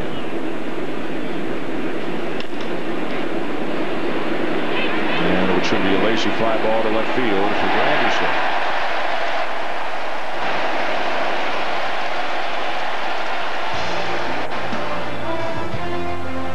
The 2018 Civic. When it leads off, it leads for good. Honda, proud fan since 1977 and the official vehicle of the Toronto Blue Jays. Opening day at Rogers Center in Toronto. The New York Yankees and the Toronto Blue Jays. 2-0 Yankees, fourth inning. 2 down and a man on first for Brandon Drury, the third baseman. That guy picked up early on in spring training by the Yankees. Three-way deal. He comes from the Arizona Diamondbacks, and the Yankees were looking for somebody who could play third, could play second, because they were toying with bringing up a couple of young kids, Gleyber Torres, Miguel Andujar. In the end, both of them are back down in the minors, and they get a guy here that their manager Aaron Boone is high on. Guy who hit 37 doubles and 13 homers last year, and is now, it looks like, playing his natural position on pretty much a full-time basis over at third base. Just 25 years old and can pick it. I mean, that's all you need to worry about. They've got plenty of offense. They don't need more of that. You need to be able to pick it, and you're right. He can play second base. He played there for Arizona, and he's going to play third base for the most part for the Yankees. His power is the other way, which fits in quite nicely at Yankee Stadium. A little bit outside, 2-1.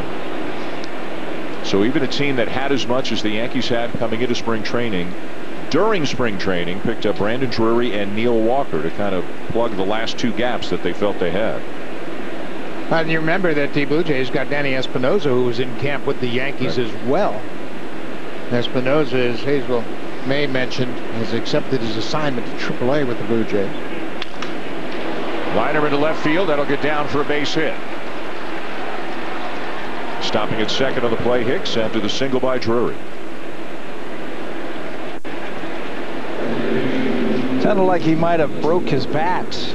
Looks like Jay got him off the end of the bat. Let's see, cutter away. Got it right off the end of the bat, but he's strong enough to get the ball into the outfield. Hicks had some thoughts of maybe going first to third on that base hit to left field, but threw up the stop sign. So the inning continues for Walker, the second baseman who popped up his first time up. Happ is up to 75 pitches now. 76 through 3 2/3. And there is sign of activity right now in the Blue Jay bullpen. A little bit earlier, obviously, than you would like to see this happen, but the Yankees have worked Happ, gotten into some deep counts season, and sometimes guys aren't able to go 105, 110 this early in the year. Nothing wrong with that, you know. You usually throw around 90. There's Danny Barnes, who is up and heating up very quickly. Here you get 90 pitches in spring training towards your last start, so no sense to jump it up there like you were saying, up over 100 early in the season. Last year there were 6 pitchers that threw over 100 pitches on opening day. The most thrown by Corey Kluber threw 109. Chris Archer threw 108. Carlos Martinez, Kendall Graveman, Justin Verlander, and Kevin Gausman, the only pitchers that threw over 100 pitches in opening the season last year. You used to have guys complete games on opening day. You'd see a whole bunch of them, right? There have only been 2 complete games in the last 10 years on opening day. You can guess who they are, too. Take a shot. 2 complete games opening day. Max Scherzer. Nope. Bumgarner. Kershaw and King Felix. I knew you'd get that one sooner or later. Well, if you gave us 100 guesses. 3-1. Pilar going back, running underneath it, and makes the catch to end the inning. No runs, 2 hits, 2 men left on. 2-0 Yankees going to the bottom of the 4th.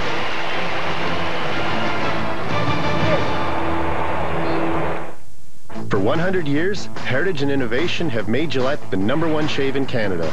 Now get Gillette quality at lower prices every day. Brought to you by more than 1,000 workers at our factory, we're proud to give you our best. Gillette, the best a man can get. Prom night. I'm gonna stop them. I'm in. Untuck your shirt. No. You look like a youth minister. Whoa, whoa, whoa. No cops in my house. We're not the police. Look at my untucked shirt.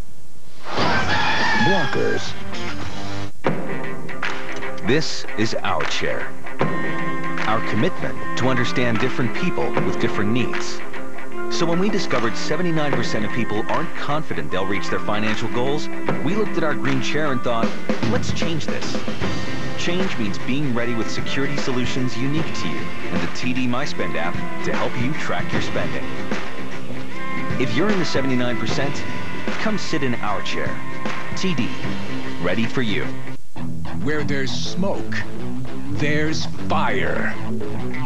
That pitch is smoke! Blue Jays fans, on March 31st, the first 20,000 fans will receive a one-of-a-kind Justin Smoke bobblehead presented by Honda. Swinging and drive, he's done it again! Home run Smoke! Yankees, Blue Jays, Saturday, March 31st at 4:07. Visit BlueJays.com.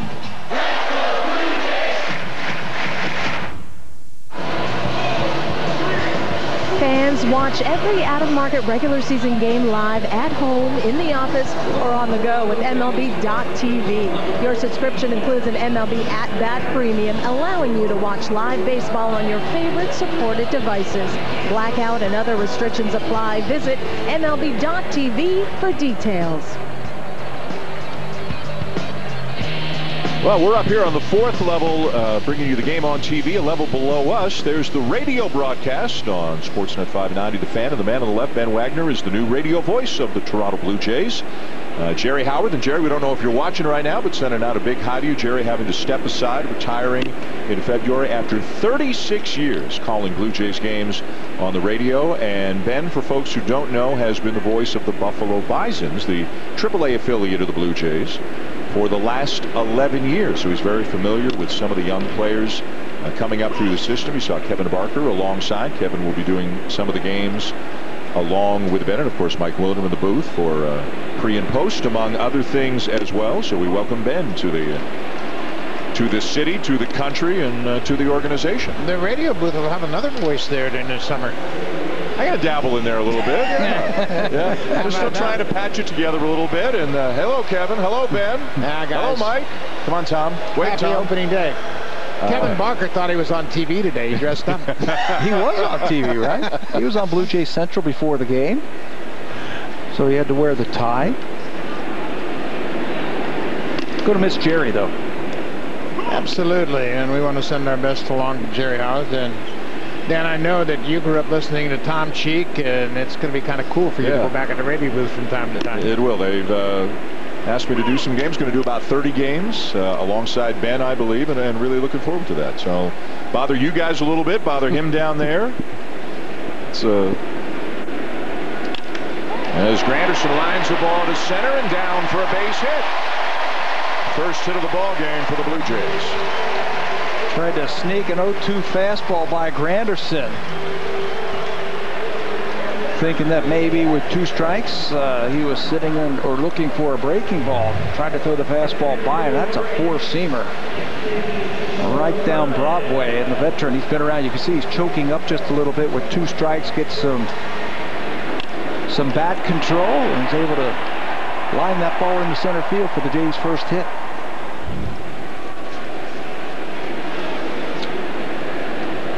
One on, one out for Kendrys Morales. And again, the first pitch breaking ball from Luis Severino. Severino's done that very efficiently today, starting some of these Blue Jay at-bats off with the breaking ball. He doesn't try to overthrow it, doesn't try to get dramatic break. He just kind of steals that first pitch strike with that breaking ball. And an errant throw gets past Austin. Granderson up around second, then puts the brakes on, and he'll head back to the bag, but he'll take a base on the air. Really no reason at all to throw to first base in that situation, and I'm sure that's what Larry Rothschild is thinking. Hey, man, you got these Blue Jays right where you want them. You've gotten a lot of ground balls early in this game, and Granderson's not going to run with Morales up there. But you can see Austin had no chance to get it at all. Granderson's looking at Rivera once he takes off. And he's thinking about going to third. Initially, he got the wave to come over, but they got the ball back in so quickly. He had to hold up in second. Tried to be a little bit throw over to first base. He made 2 errors last season. He's got one now in game number 1 this year. But you take the double play away. Well, the way he's throwing, I wouldn't want to take anything away from his approach to home plate. Gave up a single. That was it.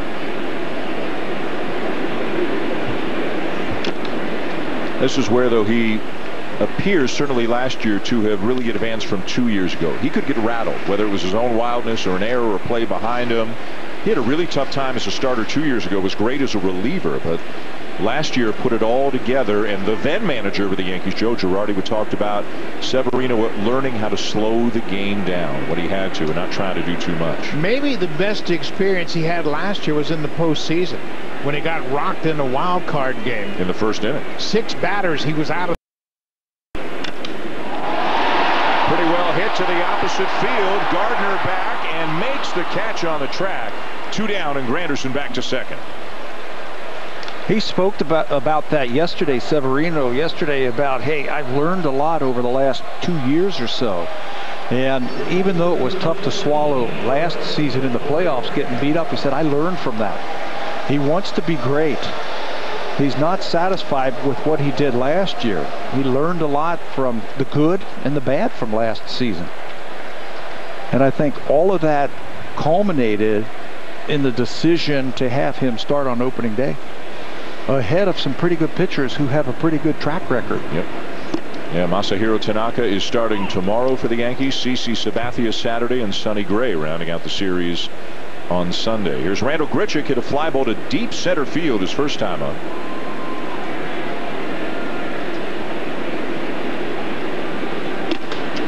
So Grichuk, really from the moment the trade was announced, seemed to really embrace the fact that he was coming to Toronto, knew he was going to get more of a chance to play with the Blue Jays than it looked like he would have gotten with the Cardinals after they picked up Marcell Ozuna from the Marlins. And I'll tell you, I know you guys aren't Twitter guys, but he is A+ with the Canadian flag emojis on Twitter. He is he's like, he gets it. He is saying to the whole country, I'm glad to be here. And he's making friends fast on social media in Canada. And a broken bat roller out to second, and the Blue Jays will leave a man on. Down 2-0 at the end of 4. Time now for a Blue Jays Central update. Here are Jamie Campbell and Joe Siddall in the Samsung broadcast studio. Thank you, Dan. We'll get back to you guys momentarily, but you warned Joe Siddall on Blue Jays Central today that you've got to tread carefully when you're pitching to these Yankee power hitters. Such a dangerous lineup, and we talk about the big boys in this lineup, and we talk a lot about Sanchez, Stanton, and Judge. And it was Giancarlo Stanton against Jay Happ. Look where Russell Martin is set up. Wanted the fastball to the outside part of the plate. The ball came back into the middle, even middle in, and Stanton, didn't matter where this ball was hit. We talk about the porch in Yankee Stadium. This is out of any ballpark. You cannot make mistakes against these guys, and that's why they are so dangerous. They find the seats when you do. Yeah, thankfully the blister issue for Aaron Sanchez hasn't been an issue at all leading into the start of this season, and he gets the assignment tomorrow night against the Yankees. Regular time for us. Blue Jays Central comes your way at 6:30 Eastern, 3:30 Pacific. We look forward to seeing you then. It's back to the guys in the booth right after this.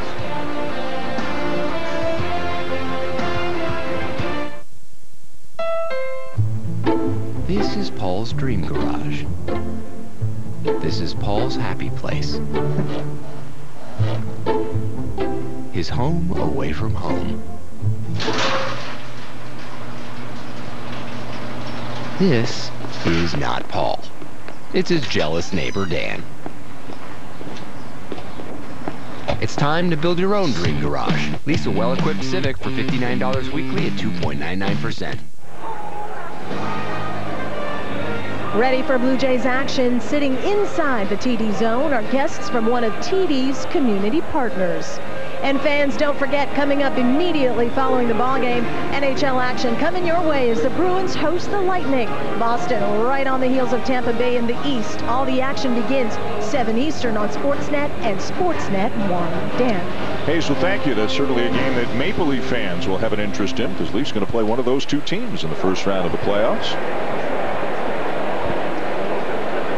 We go top 5 here at Rogers Center on opening day. The Yankees with a 2-0 lead over the Blue Jays. And it'll be the first baseman and number 9 hitter Tyler Austin facing Jay Happ. Danny Barnes was up briefly with 2 down in the 4th, but sat down when Happ got out of the inning. And activity again in the Blue Jays pen as this inning begins.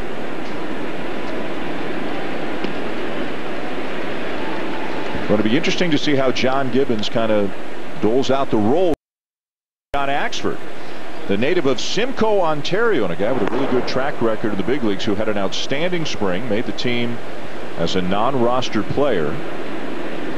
So I think the first thing we can say is, okay, Danny Barnes was the in case there are men on, get out of the inning kind of guy. Axford may be more start a fresh inning, but with Barnes and Tepera, the incumbents, then you bring in Clippard and Axford and San Juan O. And John Gibbons sporting his glasses again here as the regular season begins. I mean, you could imagine this going a whole bunch of different ways in terms of who gets used in what kind of situations. Especially early in the ball game, man. You know, they had Danny Barnes up last inning, and that's the one thing the Blue Jays don't have is a long man. They've got guys that can bridge inning to inning for an inning and a third, maybe inning and 2/3. I think this has more to do with who's coming up. 2, 3, and 4, right-handed power. You might want to change it up just a little bit, bring in a right-hander with a little bit more fastball against that guy right there and the guy behind him. Aaron Judge and Giancarlo Stanton looming. Sharply hit down to third. Another chance for Donaldson. Gets it across the diamond without the hop this time, but this is not, and it's day one, and you don't want to jump to conclusions, but there was talk of a shoulder issue. Donaldson himself has talked about a shoulder issue in the spring. That is not the Josh Donaldson arm that we have come to see.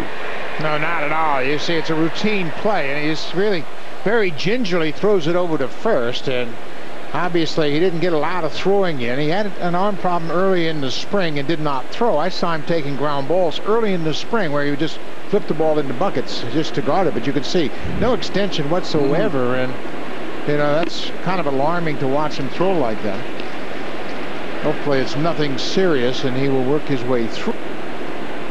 You and I both had arm problems in spring training. Just as you're getting ramped up for the season, you always go through a dead arm period.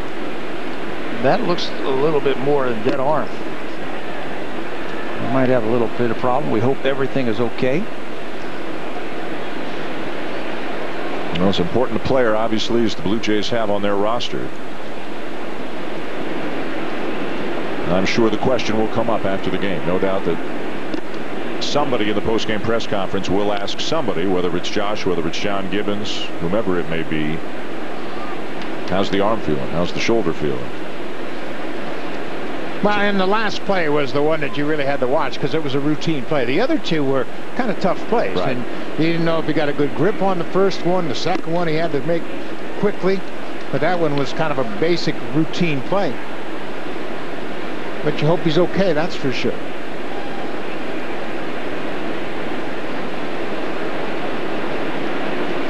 Three and one on Brett Gardner. Reached on an error and scored in the first. Lined out hard to Justin Smoak in the third.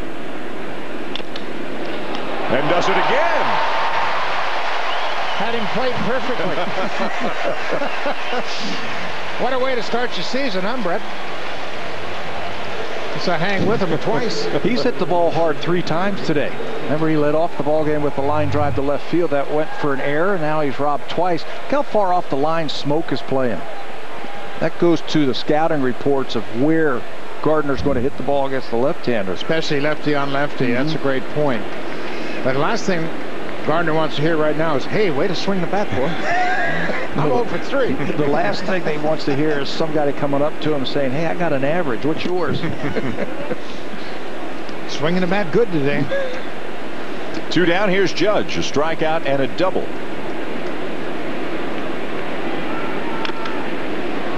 Talk about a guy who became a sensation last year, from a guy who didn't even have a roster spot locked up midway through the spring last year to almost win the American League Most Valuable Player Award.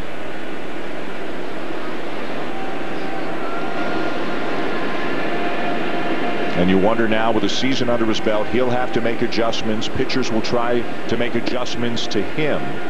Buck, if you're behind the plate, if you're Russell Martin right now, what do you do with this guy? The one thing I would try to do is pitch him upstairs, try to get it belt high and above on the inner part of the plate, because he has such great extension.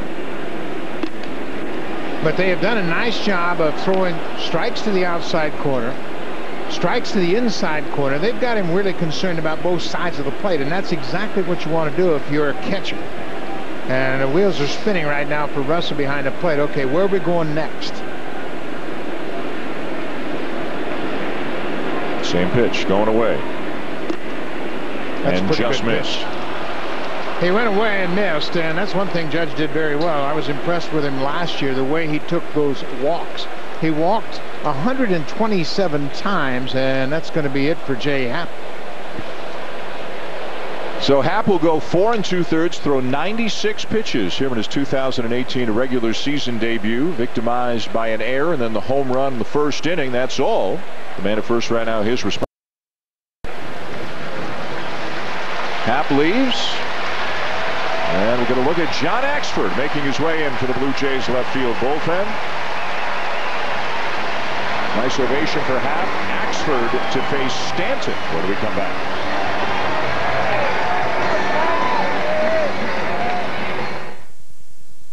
Here's how to get a lawn as lush and green as Mark Cullens.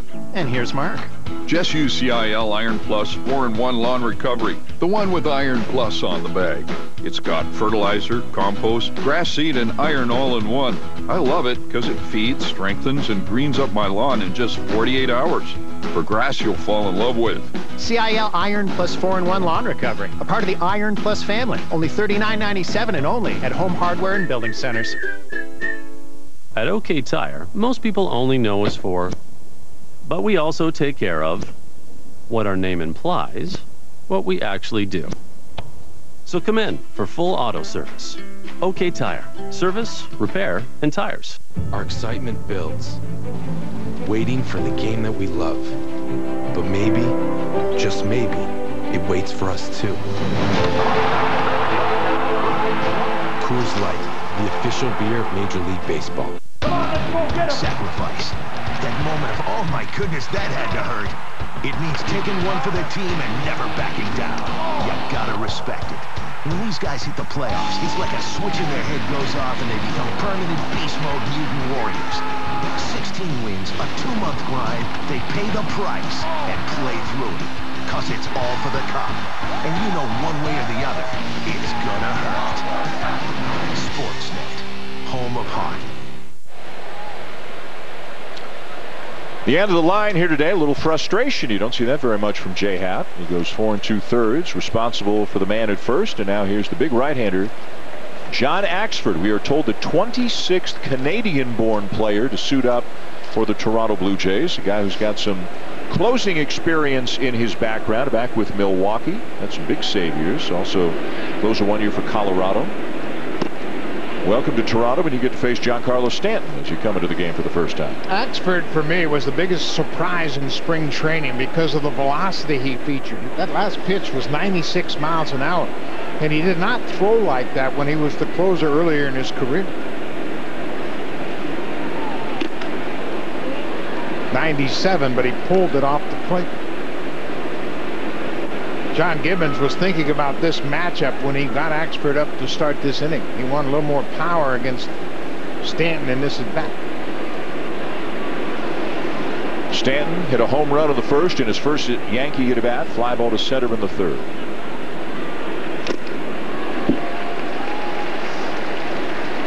Now you have corrected me, Buck. You did it during the break. I said from Simcoe, Ontario, but you're telling me I'm actually... You've got an update on that situation. Yeah, I spoke to John's mom in spring training. He says, yeah, he was born in Simcoe, but he grew up in Port Dover. Said there was no hospital in Port Dover at the time, so he had to go to Simcoe to be born. So they would prefer Port Dover. Port Dover. And he lists his home now as Ancaster, Ontario, in the Hamilton area. Canadian through and through. Lined up the alley in left center field for extra bases. Judge is on his way to third, getting the wave. And will score without a throw on the RBI double by Stanton, who's driven in all 3 runs in the game.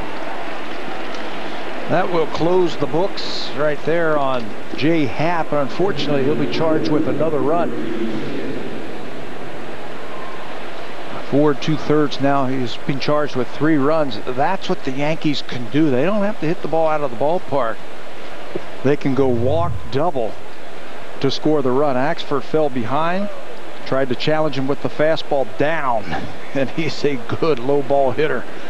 Goes down and gets it, keeps it in the ballpark this time. Judge, all 6'7" of him, made it around the bases easily. Now Sanchez.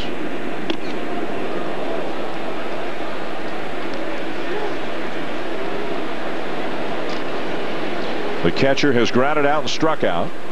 There was a lot of concern at various points of last season about Sanchez's defensive abilities, specifically blocking pitches, not throwing. He's got a strong arm, but blocking the game.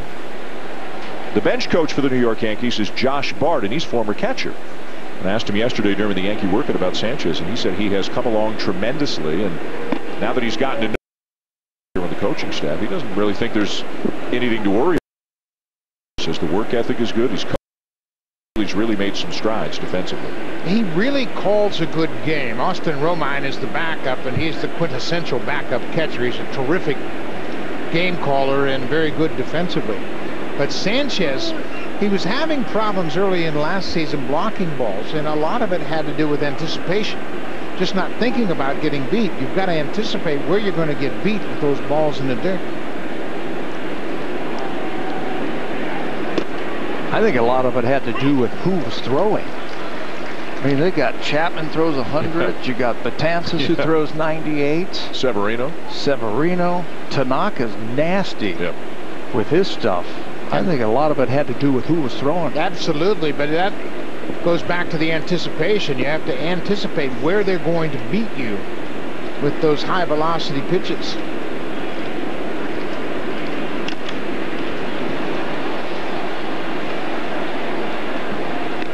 And more activity now with the Blue Jay bullpen. The longest serving member of the Blue Jays, Aaron Loup, is up in the bullpen. He's the lone lefty in the bullpen to start the season.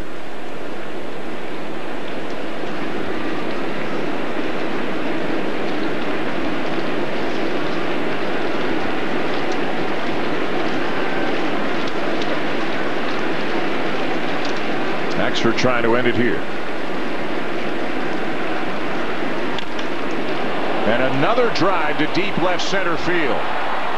Off the wall on a bounce. In to score Stanton. Double for Sanchez. 4-0 Yankees. I think you're seeing why Aaron Boone calls Gary Sanchez their best hitter.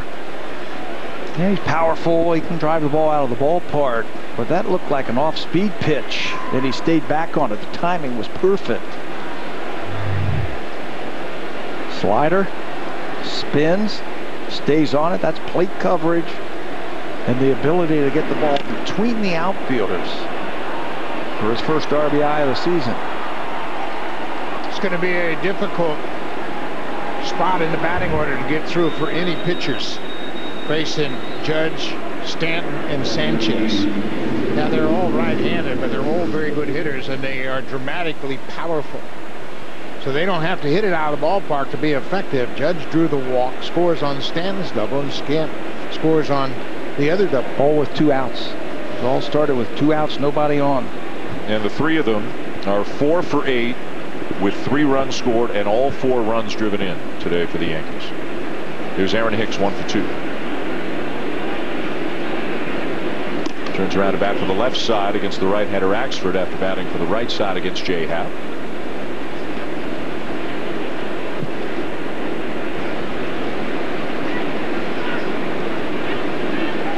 Four runs on 6 hits and an error for the Yankees. No runs, just 1 hit and an error for the Blue Jays. Well, there is a lot of run on that Axford fastball.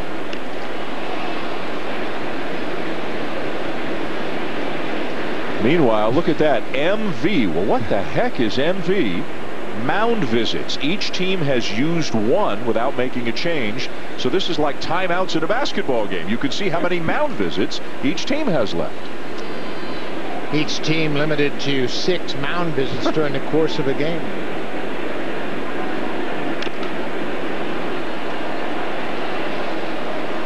Do you guys think that that rule alone will have a significant impact on shortening games? No.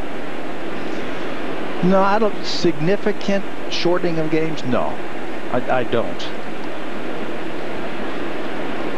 I think what it might do, you might get a few more cross-ups, because that's what the mound visits were all about.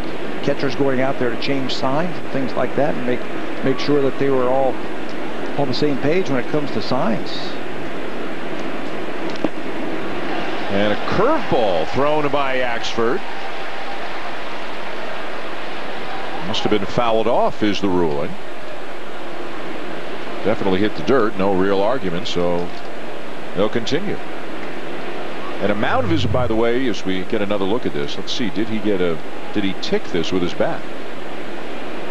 Well, the guy who would know would be the catcher, Russell, and Russell never moved.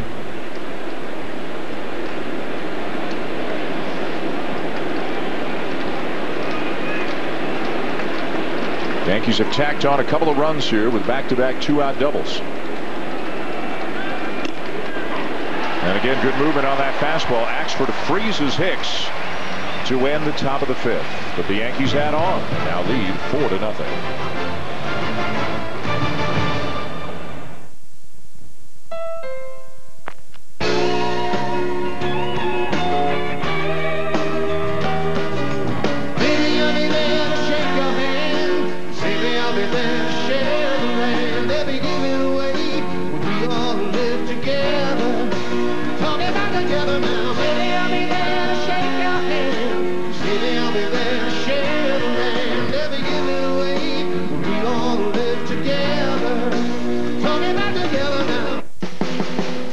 Professional, but you've painted a wall or two. This isn't your first go-round. Heck, it isn't even your second. You don't like to brag. No, your results do the bragging for you. A steady hand, a keen eye. You're not a pro, but you're pretty darn good. Cantech Paint Pro, perfect taping for everyone. Cantech, Canada's tape. For 100 years, heritage and innovation have made Gillette the #1 shave in Canada. Now get Gillette quality at lower prices every day. Brought to you by more than 1,000 workers at our factory, we're proud to give you our best. Gillette, the best a man can get. I am the creamy new peanut butter cookie dough blizzard only at DQ. And I am the classic chocolate chip cookie dough blizzard also only at DQ. Will you pick me or me? Decisions. Because I'm not fast food. I am fan food. Well, one of the big issues for the Blue Jays last year on their way to a 76-86 season was the number of significant injuries to important players that they suffered. You can see the number of games played last year by each of these 5 players, all very important. And if they're going to contend, they're going to have to be a healthier bunch, you would think, than they were last year. No question about it. When you have 4 of your regulars out of the lineup for that many games, it's really hard to replace their presence. And then you take one of your impactful starters out of the rotation. He makes just 8 starts. Difficult to overcome that. I don't care how deep your team is. It's tough to replace guys like Aaron Sanchez. Devin didn't play after June 4th. Devin had a great May, didn't play after June 4th. And I think Ross Atkins recognized that, and that's what he spent the offseason doing, trying to build some of the depth, anticipating some of these injuries. So when Troy Tulowitzki has to start the season on the 60-day DL, he's got some backups, major league players ready. Well, that's why Yankervis Solarte is a Blue Jay as well. He can back up at second and third. As Martin lifts one in the air. Solarte guy hit 18 home runs last year. He's been around 4 years. Started with the Yankees, actually, and then went to the Padres. He's a capable player, a switch hitter with some pop. Can play short in a pinch, but really more second and third. And he'll get his chances this year. Yeah, he can get it at third base. He can play some outfield if they need him out there. Some first base. Second base. Buck, he can play some second base. I don't think he can play shortstop. I think they have Ngope and Diaz to play shortstop. So they're covered for the injuries, at least the anticipated injuries. Kevin Pillar struck out on his first at bat. 4-0 Yankees, bottom of the 5th. Luis Severino with 65 pitches right now, 45 of them strikes. He walked back-to-back batters with 2 outs in the first, but guys, he's been pretty locked in ever since. Yeah, it's when Larry Rothschild, the pitching coach, came out and had a word with him. It's been fastball, slider. He's mixed in a few changeups. That prior pitch, not that last one, the one before was a changeup actually, and it was 90 miles an hour. Most pitches he threw in spring training, 51. Way back on the 8th of March. That was in regular spring training games. He made just 3 appearances in official exhibition games for the Yankees. Well, he has not left many sliders over the heart of the plate either to all these right-handed batters. Well, and the thing we talk about at the start of it, how he smoothed out his delivery. And watch how effortlessly he throws this pitch, and he's able to drop it in for a strike. Not concerned about making it the best slider he's ever thrown, but just making it an effective pitch.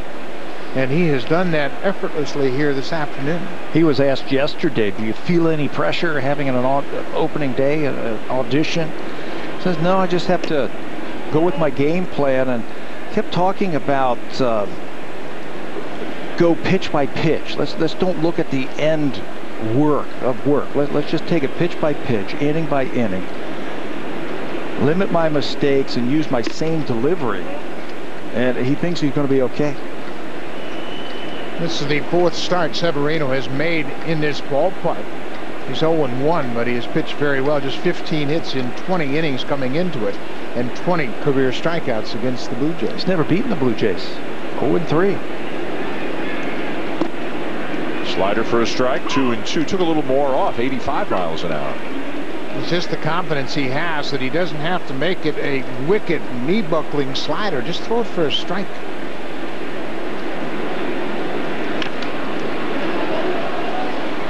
A little bit of a cutter there, 89 miles an hour. It quickened up, and the break was much shorter and not as deep. First regular season game at the helm of the Yankees for Aaron Boone. Of course, was a Yankee for a couple of months back in 2003. Hit the home run that won the American League Championship Series for them that year. Man, that break ball got right in on his hands. You talk about getting jammed. And the Blue Jays are gone in order. Through 5 at Rogers Center, Yankees 4 and the Blue Jays nothing.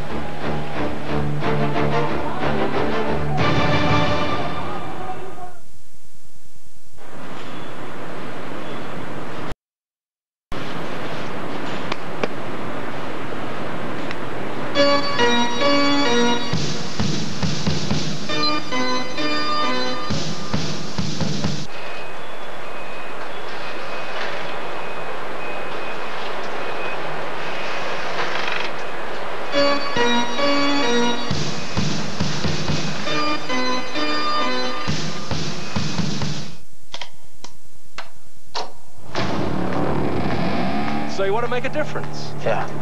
Trust me, you're gonna love it. And which branch are you interested in joining? I'm gonna be a pilot. Best in the galaxy.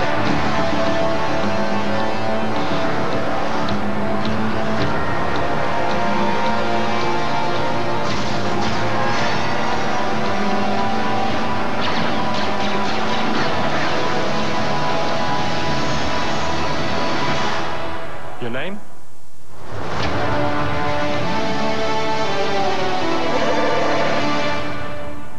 Thanos is coming. This might be dangerous, so let's put on our mean faces. We're gonna need some help. All right, kid. You're an Avenger now. Fans, on Wednesday, April 18th, the first 20,000 will receive a back-to-back World Series sweatshirt when your Blue Jays host the Kansas City Royals. Note the early start time, 4:07 p.m. Eastern. For tickets, as always, visit BlueJays.com.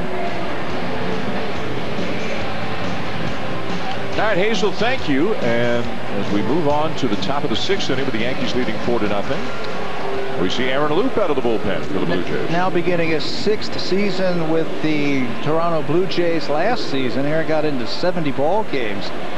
There are his numbers, his splits, 2 and 3 with a 375 earned run average. The lone left-hander in the bullpen for John Gibbons to begin this season. His fastball was good in spring training. His changeup, he was working on that a lot in spring training. Came out of there very effective. He'll face D.D. Gregorius, who's 0 for 2. I always think the importance for him and the key for Aaron is that fastball command. He can take it to both sides of the plate, especially inside to the right-handed batters. Paint that inside corner and then throw that dead fish changeup down and away.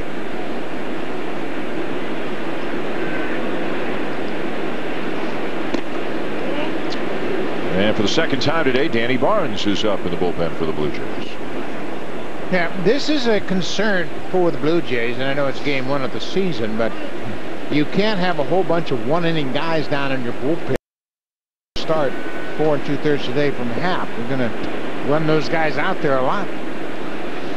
Well, it's a role that could have been filled by Joe Biagini, but the Blue Jays, and you can understand why, electing to have Biagini just totally stretched out as a starter, committing to that, going to AAA Buffalo, really the 6th starter. If anything goes wrong with anybody in the current rotation, Joe Biagini is going to get the call. I think it's better that he begins the season as a starter, and you train him as a starter, because you can always move him to the bullpen and let him throw the 1 or 2 innings. One time through the lineup, whatever you want to do. Then the other way, train him as a reliever, and then ask him to come out here and throw 3 innings. But you're right, Buck. It's that those pitchers that are just 1-inning pitchers, they don't have a true long man down in their bullpen.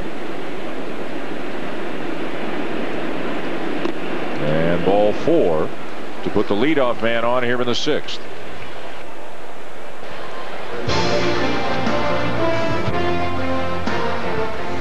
Canada's favorite car cheers for Canada's favorite team.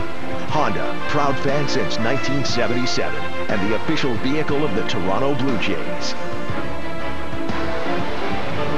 Opening day in Toronto, with the Blue Jays trying to give this big crowd something to get excited about. The Yankees scored 2 in the first on a home run by Giancarlo Stanton, and added 2 in the 5th on a back-to-back RBI doubles by Stanton and Gary Sanchez. And that's where we stand right now. Now a shot at a double play, and they'll turn it. Vintage Aaron Loop right there. His splits suggest that he's better against right-handers, and I think it's because of that changeup that he can sink down and away. Which Brewery, and this is what happens. A little ground ball, 6-4-3 double play, tailor-made. Diaz and Travis collaborating on the double play. 2 down and nobody on for Neil Walker. A switch hitter. This is his weaker side of the plate.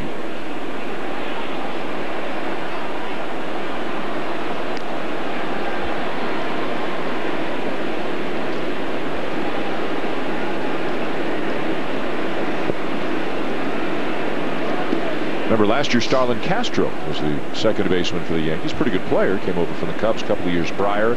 But Castro was part of the package that went down to Miami when the Yankees picked up Giancarlo Stanton. I wonder if they thought that Gleyber Torres would be ready to play some. He went out early, didn't he, in spring training? Yeah, they sent him out early. And back after they sent him out, he played against the Blue Jays Saturday of spring training. But you see teams, you saw it with the Cubs with Chris Bryant a couple of years ago, the Braves with Ronald Acuna Jr. right now. And who knows what they'll do, but if you wait just a couple of weeks, you get an extra year of control for that player because he doesn't get enough service time this year for it to count as a full year towards free agency. A high fly ball, well struck to deep left center field. He's going to split the outfielders and skip over the fence for a double.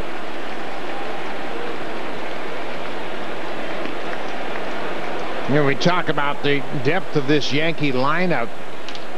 Walker hitting in the 8th spot. It's a deep drive to center field. You can see it's a changeup. There's the grip. Stays out over the plate. Walker stays on it.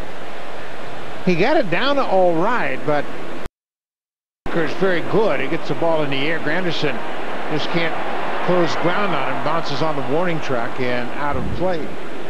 That changeup, they wanted that thing a little bit more off of the plate. It looked like it ended up over the middle of the plate. A little bit easier to handle for Walker. Ground ball to third. And Donaldson with a wide throw on a bounce. A good play by Smoke. They get the out at first. Smoke didn't see the out call. The out call ends the inning. So ignore what happened at home plate. But again, another throw from Donaldson. That just sounds the alarm a little bit about the condition of that shoulder. We've seen 4 throws now from him. The Yankees are considering having a look at this. So the Blue Jays being asked to stay on the field until the Yankees decide whether or not they want to ask for a replay. Yeah, the question is whether or not Smoke had his foot on the bag as the throw is wide. Again, another very tentative throw. Gets back in time. You can see he stretched again to make contact, the second effort, and they're going to have a look at it. But on that replay, you can see that Smoke in his second effort, once he scoops it, he's off the bag, but then he gets back in time ahead of the runner, or did he? Did he actually get the bottom of the foot back to the bag? The way Smoke came up throwing to first makes you think that he thinks he didn't get back in time. You know, I don't think he did. From that one replay from third base, looked like he didn't get that spike back on the bag. Yeah, there was a gap between his foot and the first base bag. Again, the call on the field is out, so they will have to feel that there is definitive evidence to overturn the call in order to have it go the Yankees' way. He's off there. And he never gets back. Almost. And you're right, Dan. Smoke told you what he thought of the play when he threw the ball home. And if they call him safe, you get into a play where the umpires decide what they think. Well, actually, where they think the runners would have been had the play been called correctly. I think it's a run. It might be a run. I think it's a run. I think it's a run because Smoke makes the throw. Watch where he's going to end up. He's hustling there. He stops. Then he sees the ball pull Smoke off the bag, and Smoke from his knees throws late to the plate. It's taking so long. They're trying to decide where to place the runner that started at second. I think bigger picture, the concern grows for the shoulder of Josh Donaldson based on what we've seen. He hasn't made a strong throw all afternoon. That was as routine as it gets right there, where you can square up the ground ball, and they're calling him out. Wow. So they did not feel there was enough evidence to overturn it, maybe feeling that one of Smoke's cleats got back and just brushed the corner of the bag for the third out. The story didn't begin with a commercial. It began in a humbler place, where it built its reputation by word of mouth, from mouths that had tasted the complex Canadian from a good place. Another year partnership with the Blue Jays and WestJet. Sorry. Hi, I'm Marcy, WestJet superfan. You know, the WestJet Rewards program is doing amazing things for the business traveler. They use WestJet dollars instead of miles, so it's easy to understand. Buck. If you fly a lot for work, you can use your WestJet dollars for family travel. WestJet, proud partner of the Toronto Blue Jays. Now it's all you. Okay, what's the next question?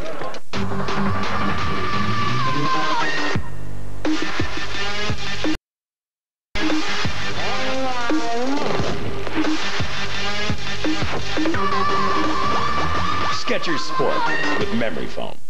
Where there's smoke, there's fire. That pitch is smoke! Blue Jays fans, on March 31st, the first 20,000 fans will receive a one-of-a-kind Justin Smoke bobblehead presented by Honda.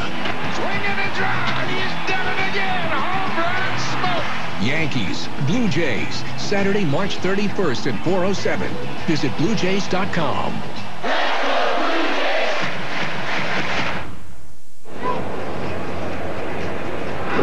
This was the scene during the break. Josh Donaldson getting a visit from wants to know what's up. It's now multiple throws from third base that haven't been on the mark. I asked Donaldson on Sunday about where his health and body was going into the season. He said in part, quote, "I wouldn't say I feel amazing right now because I don't."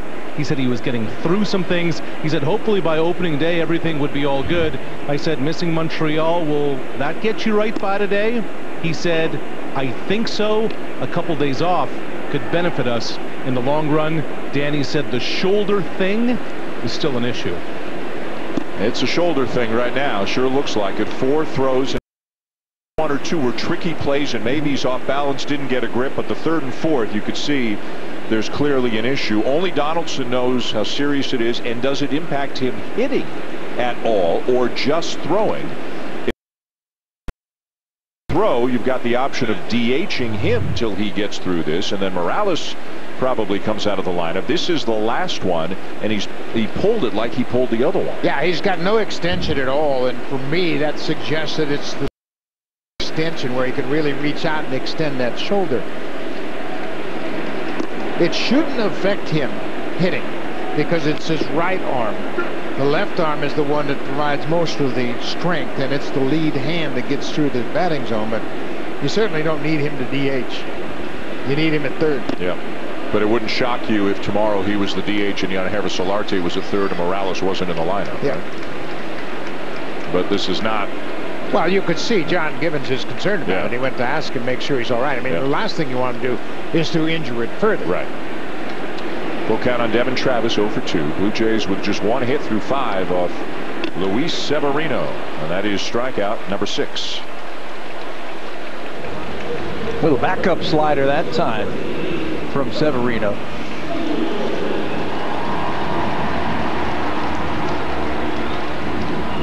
Donaldson is grounded out in both at bats.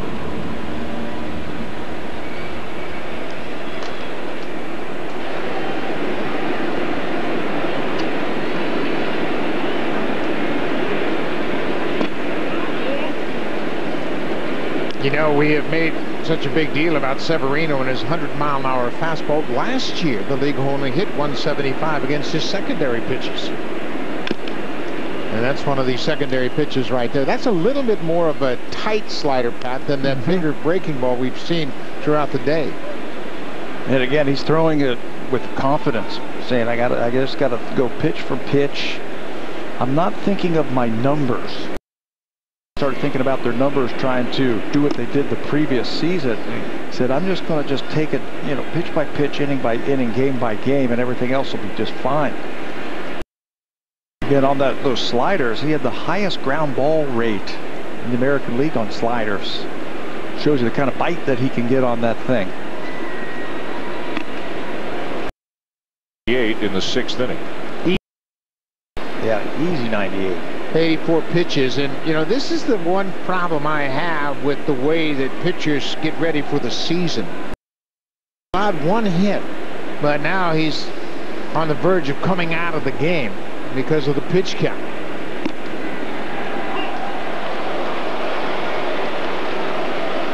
What a luxury Aaron Boone has, as Joe Girardi had before him. It's just a tremendous bullpen. This is Chad Green, anywhere near the acclaim or attention that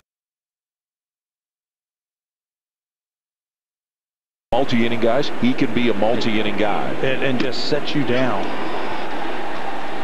On the appeal, no swing, and Donaldson draws a walk.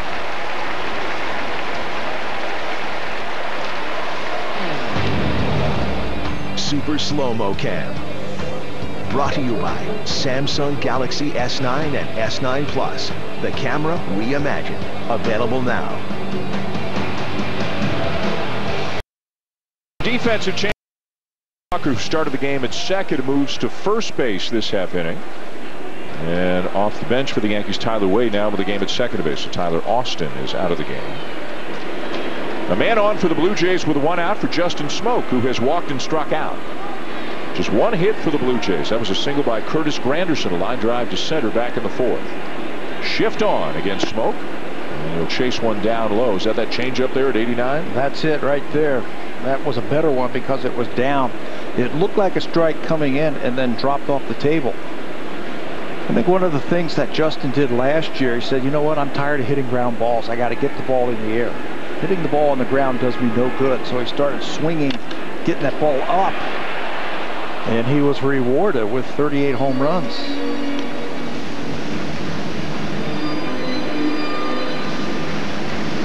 Checking the bat to make sure he didn't crack it.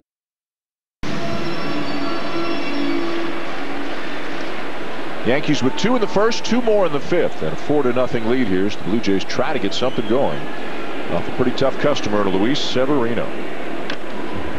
Last couple of breaking balls, though, or at least 2 of them this inning, he's gotten the ball up. Yeah. He's starting to lose that pinpoint command just a little bit. And if I'm watching him, I'm seeing where the location is. You see him shake his head just a little bit like he missed that one.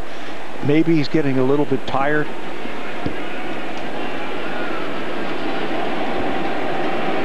The legs just don't push like they did in the first part of the game. That's a changeup. Well, it's so much different pitching in a regular season, especially here on opening day. You've got all the ceremonies, you've got the adrenaline. He's 23 years old, coming off an all-star season. And you just get worn down emotionally. You get yourself all worked up for this start, and it begins when you start throwing down in the bullpen to warm up for the game. And it hits you quickly.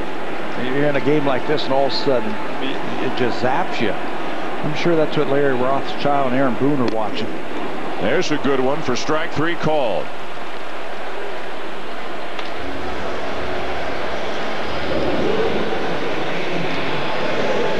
And Aaron Boone is on his way to the mound.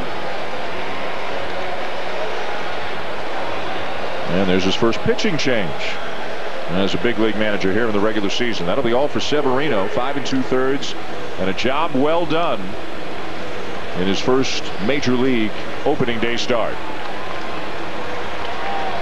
91 pitches. He limits the Blue Jays to just a single hit, and he was dominant early in this ballgame. Chad Green on his way in for the Yankee bullpen. Another year partnership with the Blue Jays and WestJet. Sorry. Hi! WestJet Superfan, you know, the WestJet Rewards program is doing amazing things for the business traveler.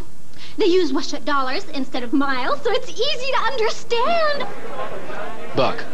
If you fly a lot for work, you can use your WestJet dollars for family travel. WestJet, proud partner of the Toronto Blue Jays. No, it's all you. Okay, what's the next question?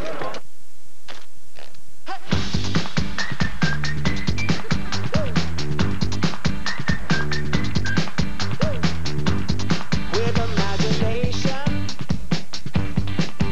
there ain't nothing we can't do. Come on, let's build a future. Brighter than the sky is blue. With imagination, yeah. SC Johnson, a family company. Honda is the proud sponsor of today's Honda opening day, and one lucky fan even won a 2018 Honda Civic Sedan SE.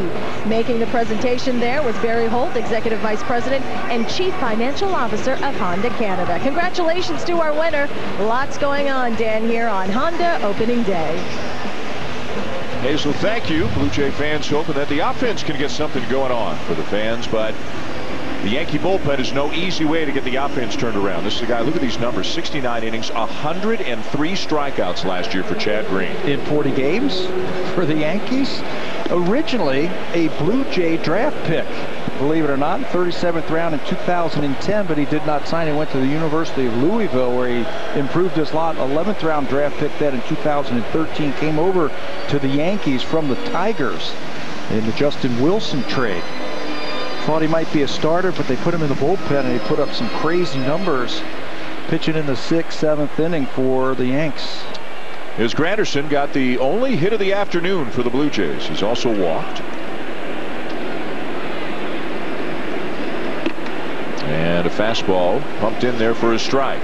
Donaldson the runner at first, 2 down. And the first baseman Walker playing off the bag just behind Donaldson right now. Chad Green made 17 appearances last year of 2 or more innings. 17 of those 40 games he appeared in, he gave the Yankees 2 innings or more. And that's what we were talking about, that Blue Jays don't have that type of pitcher right now in the way their bullpen is constructed. A guy who can, and they've tried to do this, the Blue Jays, this spring. Maybe finish off an inning, sit down, and come back and give yourself another inning. So you can use maybe 2 guys for 3 innings to try and stretch it out that way.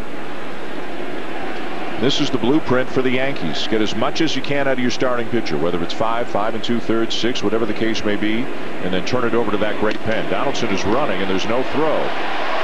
High ball 2, and Donaldson with a stolen base. Now the Yankees were giving him that stolen base. Neil Walker at first base, playing well behind him, and why not take it? They give you 90 feet, take it. He's behind him, and now as the pitch comes in, he backs off. So Josh says, okay, you're going to give it to me? Make it easy.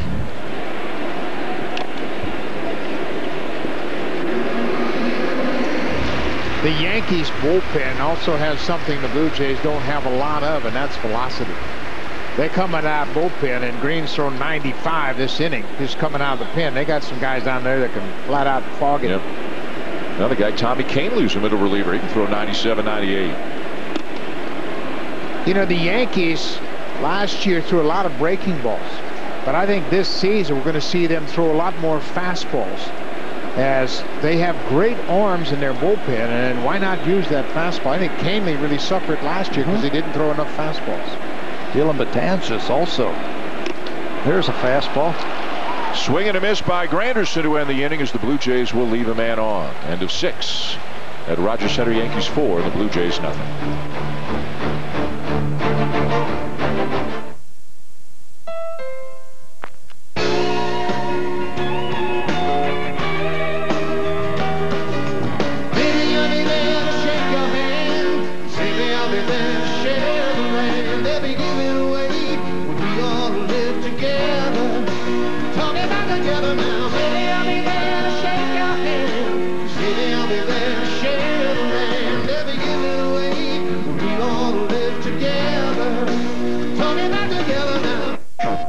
Here's Big Aaron Judge. Game hanging in the balance.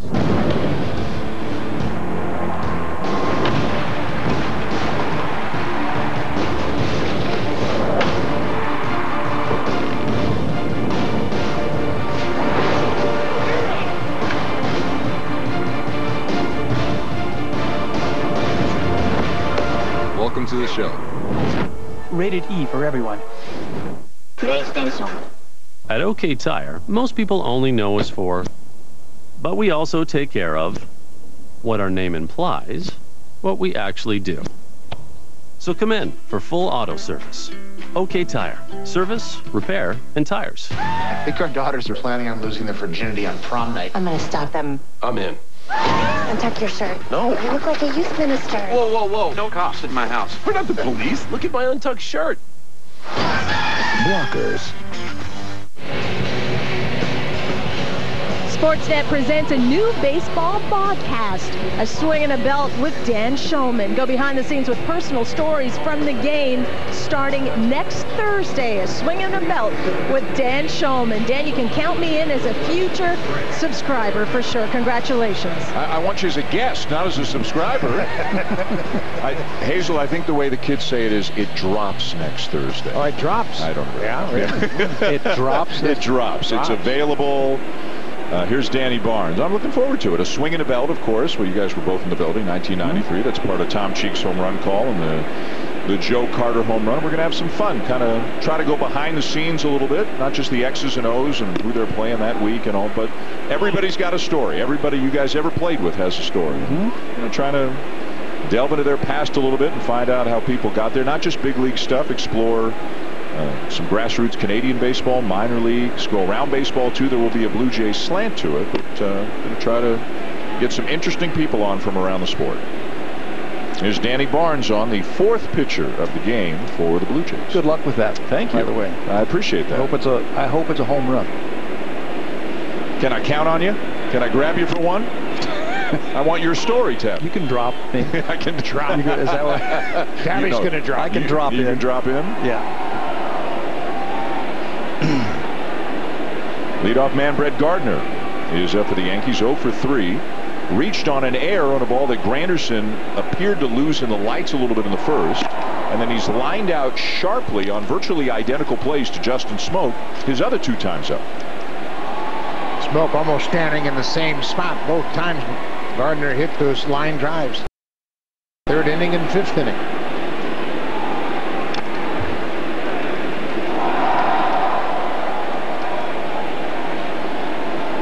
Danny Barnes, very important guy in this bullpen. Last year had a .355 earned run average. The league hit just 200 against Danny Barnes. He is a master of command. He's got to command his pitches. 93 tops probably with the fastball. But it makes his changeup that much better, and he's got a good one. A high fly ball to deep right field. Bridging back. Running out of room, and it's gone. Brett Gardner with a home run. One of the things that Danny was working on in spring training was try to develop that 3rd pitch. Try to get that slider to complement the fastball in the changeup. And that looked like a slider right there, down and in, right where lefties like it. Hit 21 of them last year. Watch how he goes down and gets this low pitch and golfs it out of here.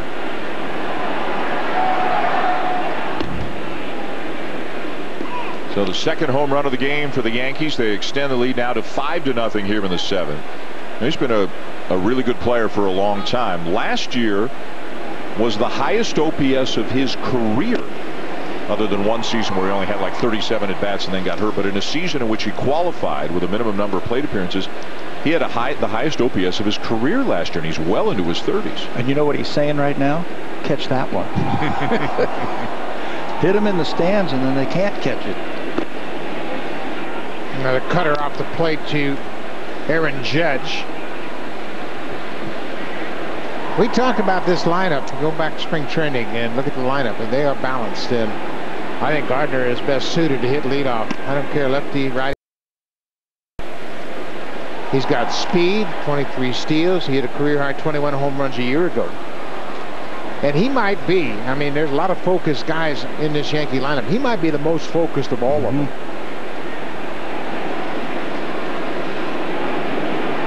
2-2 to Judge. And a breaking ball line to center field will get down in front of Pilar for a base hit.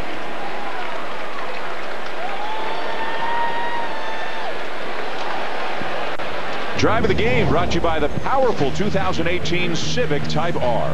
Well, back in the first inning, with a man aboard after Gardner reached on the air, Mike Stanton comes up to the plate against Jay Happ and looked like a cutter that didn't get inside. It wasn't too bad as far as the height that was down around the knees, but Stanton is so powerful, he drives it out of the ballpark.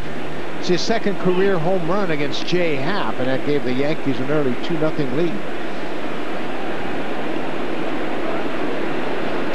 Homer double, 3 runs driven in. Not a bad debut with his new team.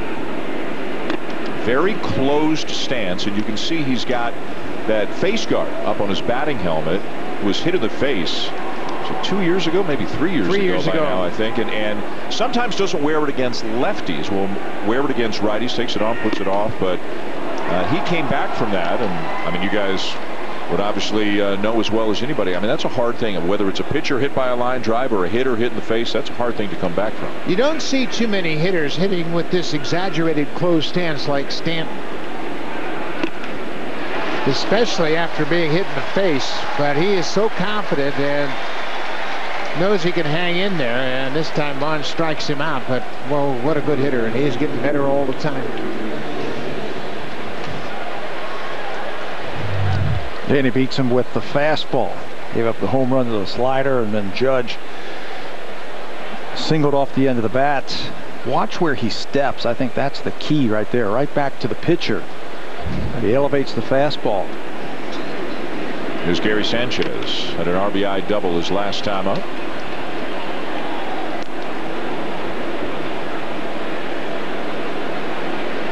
The three of them, Judge, Stanton, Sanchez, combined for 144 home runs last year.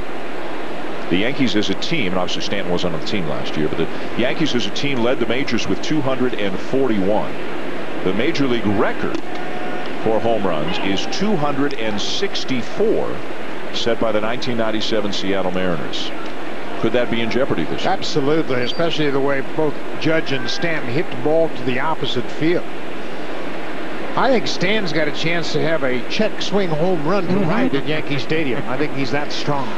Or a broken bat home run to right field. Could be 2. And it is to end the inning.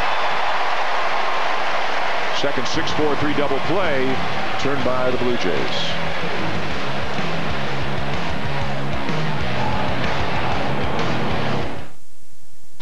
Here's how to get a lawn as lush and green as Mark Cullens. And here's Mark. Just use CIL Iron Plus 4-in-1 Lawn Recovery, the one with Iron Plus on the bag. It's got fertilizer, compost, grass seed, and iron all in one. I love it because it feeds, strengthens, and greens up my lawn in just 48 hours. For grass you'll fall in love with. CIL Iron Plus 4-in-1 Lawn Recovery, a part of the Iron Plus family. Only $39.97 and only at Home Hardware and Building Centers. Okay, here we go. The count is 3-2. Oh my! Wait a minute here. A streaker has just run out onto the field. What's this? He's signaling the dugout. Here comes a bat boy. I've never seen anything like this before. Red Bull sure gave him wings. Thanos is coming. This might be dangerous, so let's put on our mean faces.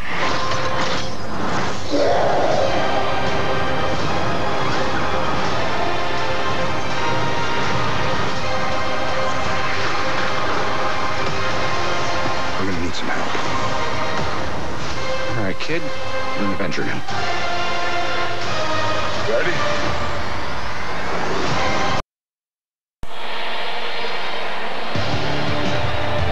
This copyrighted telecast is presented by authority of Rogers Blue Jays Baseball Partnership and may not be reproduced or retransmitted in descriptions without the express written consent of Rogers Blue Jays Baseball.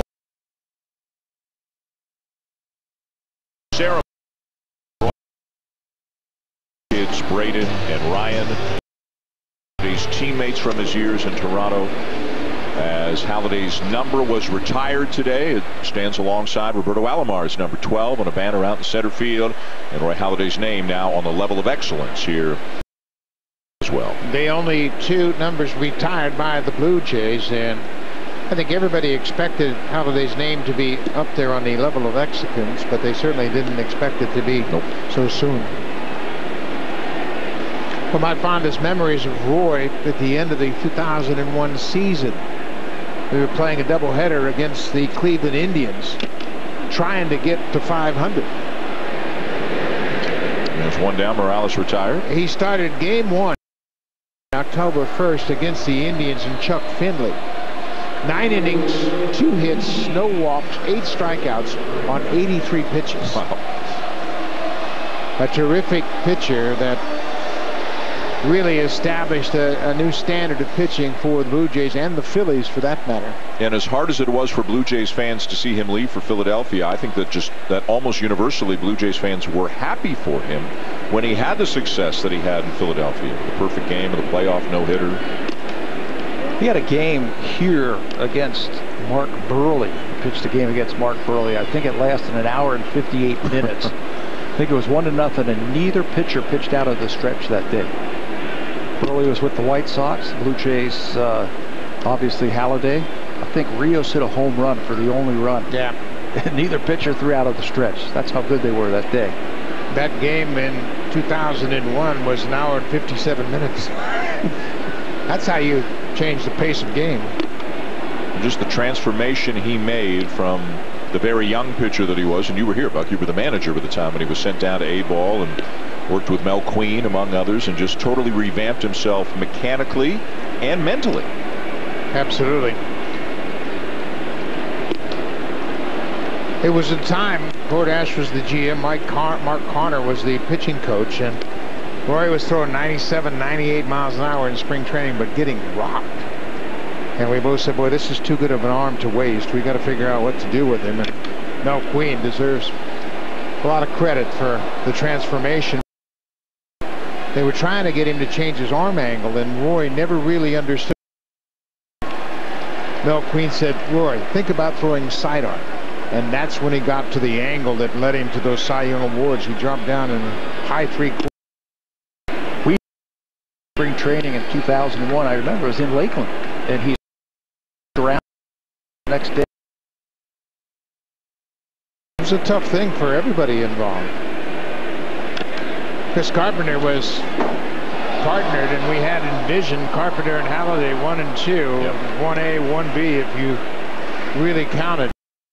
He would eventually get hurt, and then they shipped him to St. Louis for some reason. I don't know about that, but of course Carpenter ended up having a terrific career as well. Carpenter and Roy remained friends throughout their lives, and you talk about a couple of great draft picks, Carpenter and Halladay, a couple of #1s that were terrific. Chad Green strikes out Randall Grichuk for the second out here in the bottom of the 7th. Green getting the last out of the 6th, and now the first 2 here in the 7th. That'll bring up Russell Martin, who's 0 for 2. How valuable is this to have a reliever come in, finish off 1 inning with a strikeout, and then give you another full inning? Bridget. You know, we just showed a shot of Aaron Boone. I mean, it's unusual enough, and again, Buck did this as well, to go from the broadcast booth down to managing right away. It's even more unusual, almost unprecedented, to do it with this caliber of a team. And Aaron's very well aware from playing in New York. He's very well aware of the expectations and the media situation and how tough they can be. But you know, for him to step into a first-time manager's job with a team really that's expected to contend for a World Series championship. No, they're expected to win the World Series.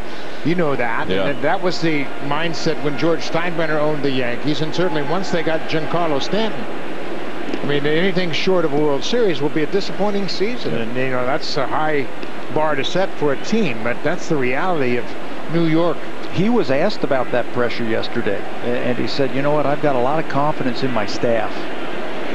The coaching staff putting together game plans, and we're going to stick to our game plans and our scouting reports, and we should have success.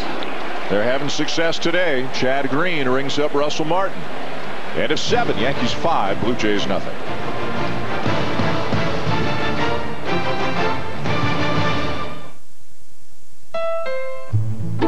This is Paul's Dream Garage. This is Paul's happy place. His home away from home. This is not Paul. It's his jealous neighbor, Dan. It's time to build your own dream garage. Lease a well-equipped CRV for $80 weekly at 3.99%.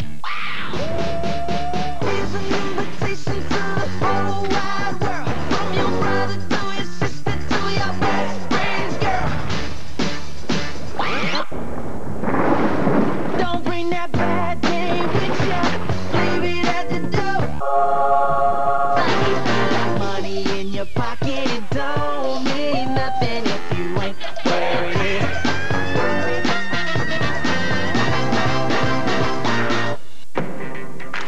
This is our chair. Our commitment to understand different people with different needs. So when we discovered 79% of people aren't confident they'll reach their financial goals, we looked at our green chair and thought, let's change this. Change means being ready with security solutions unique to you and the TD MySpend app you're spending. If you're in the 79%, come sit in our chair. TD, ready for you.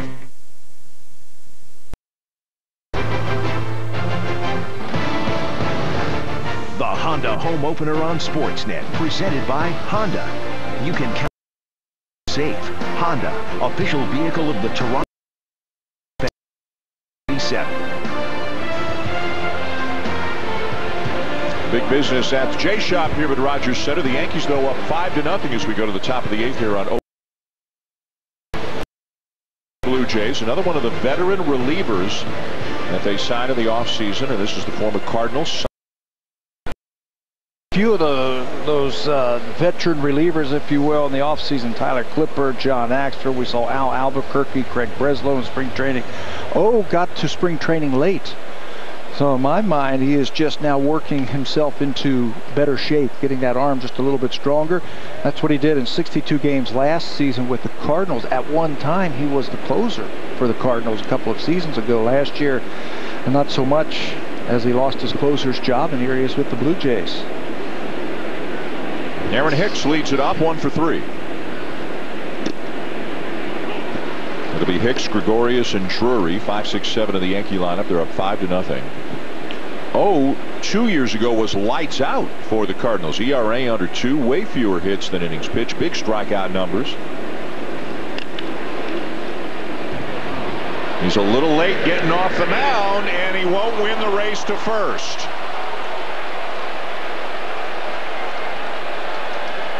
Didn't break right off the crack of the bat, and Hicks did. Aaron Hicks can run, and the switch hitter batting from the left side of the plate gets out of the box in good shape. Smoke makes a nice play, but you could see, kind of hesitated there, and it cost him. Just that little hesitation right there, as momentum wasn't going over towards first base. He had to start it up again, and by that time Hicks runs too well. Hit number 10 on the afternoon for the Yankees. Brings up Gregorius 0 for 2 with a walk.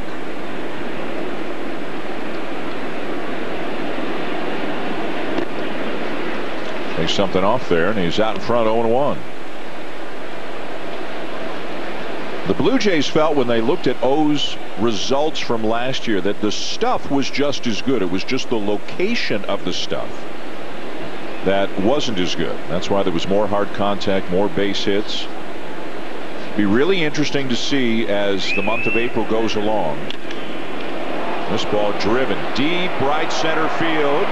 Grichuk's got room.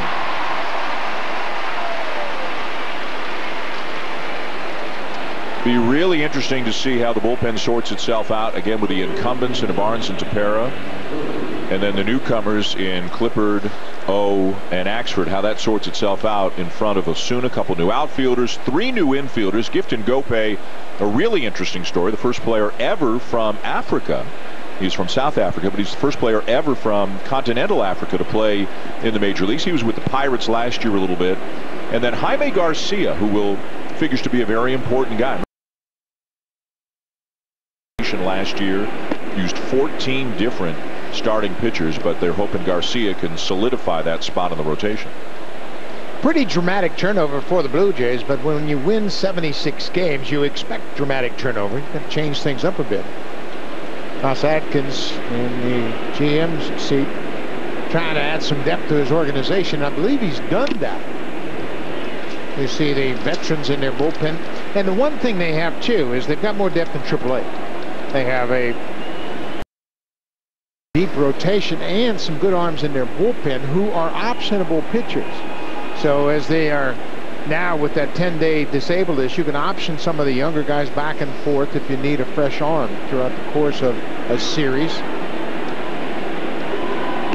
16 players from last year's team no longer in the organization. A turnover, I think they felt they needed to do that and to get some of that depth that Buck was just talking about, especially in AAA, to weather any kind of injury storm or ineffectiveness that some players have. The breaking ball there, but it's 2-2 on Drury. Well, the game has changed so dramatically that you have to have a deep bullpen, and the bullpens have been really fortified throughout baseball. Last year there were only 15 pitchers in the major leagues that threw 2 innings or more. And another good slider there from O to get him 2 down. I think we really have to be patient, especially in the case of O, because as Pat mentioned, he had so little work in spring training. But this is a good breaking ball right here. Takes it off the end of the bat and gets Drury to chase it. You saw him really good in his first outing as a Blue Jay down in spring. Just for strikes, obviously. But he wasn't real good in Montreal, but he looks to be a little more crisp here in his first outing of the regular season. He got his 1 inning in Montreal, gave up 4 hits, 3 runs, all of them earned. So I think it's a work in progress as he builds his arm strength to start the season. Weekly hit back towards the mound, barehanded and dropped by O. On what should have been the 3rd out of the inning. A couple of things that pitchers do early in spring training have surfaced here in this inning. Pitchers fielding practice. They go over, cover first base a lot. O is late breaking off the mound because he wasn't with the Blue Jays early on in the spring. And then he tries to field this little chopper out in front of the mound. He's got plenty of time. No reason to field this barehanded. You can see the runner was barely halfway up the first base line when he reaches for it. But he, next time, you can bet, will use his glove. He's got plenty of time to use his glove and chooses to go after it barehanded and never came up with it. Any ball that is moving, use your glove. 2 hands, you have plenty of time. Just roll right up his arm. So the air extends the inning. Tyler Wade comes up for the first time. It's a ground ball out to Travis, and now the inning is over. A couple of men left on, but the Yankees up 5-0 to go in the bottom 8. Time now for a Blue Jays Central update. Jamie Campbell is with Cliff Floyd in the Samsung broadcast studio. Yes, Dan. Nice to welcome Cliff to Blue Jays Central, and this home opener hasn't gone as well as the Blue Jays would have liked. What do you think about what you're seeing from Josh Donaldson at third base? Well, you know, Jamie, I think, you know, from what we've seen thus far is we got to get, you know, Josh right? There's 161 more games left in the season, obviously, and something is wrong with that shoulder, you know, and only he knows and the team knows. But when you see these type of throws coming from your star third baseman, you want to get him right and protect him from himself. Every player wants to play. You know that. You see these guys out there consistently. But if he's throwing like that, something's wrong. We got to get him right. And we'll hear more about what's up with Donaldson after the game is over. A reminder, a hockey game, Lightning and Bruins affair, will start on time on Sportsnet 1 at 7 Eastern, 4 Pacific, if you choose to watch that from the beginning. We'll take a short break here, send it back to Dan, Buck, and Pat in the broadcast booth when we continue.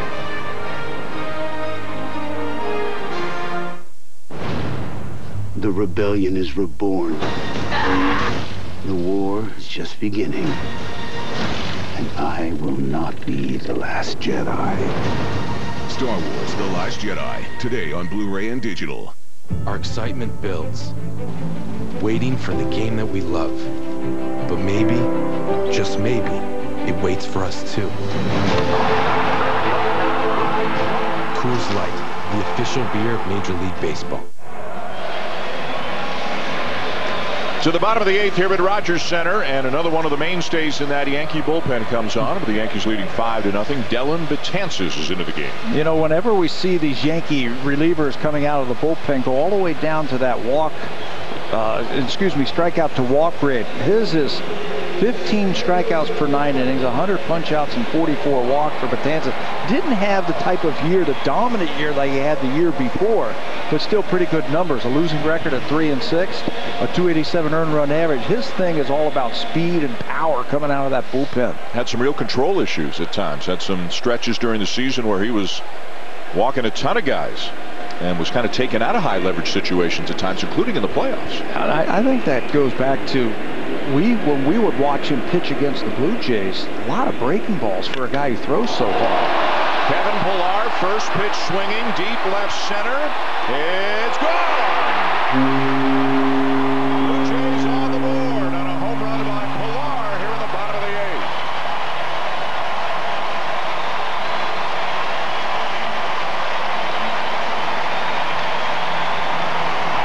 We were talking earlier in the broadcast about Pillar, how good he looked in spring training, how quiet he looked at the plate, how the hands were whistling through that strike zone because of that. And he didn't wait around. He got a first pitch fastball from Betances, and he unloaded.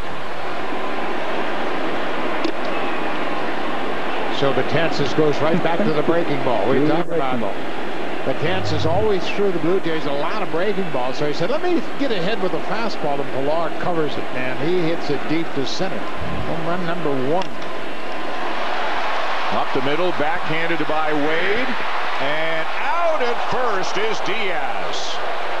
They might want to take a look at this one. The stretch by Walker at first base. Tim Leeper, the first base coach, that maybe he was off the base. Well, Diaz is coming off the field even as DeMarlo Hale is still on the phone.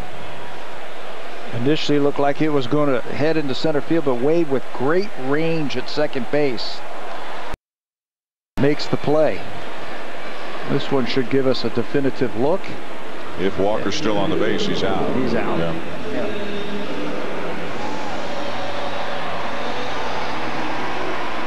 And they won't ask for a replay. Diaz off the field, 1 down in what is now a 5-1 game. And back to the top of the order for Devin Travis. Travis, a ground out and a couple of strikeouts today. 5-1, Yankees out hitting the Blue Jays 10-2. Life in the ballpark now after that home run by Pillar.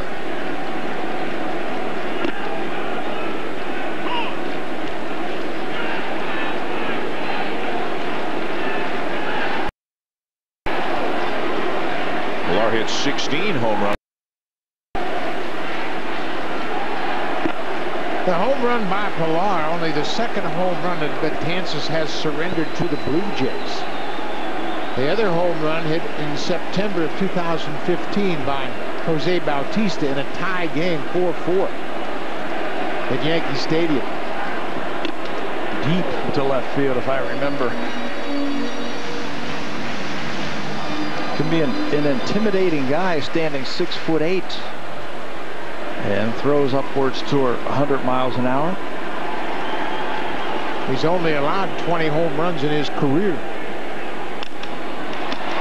Line to first, and a nice play by Walker to deny Travis.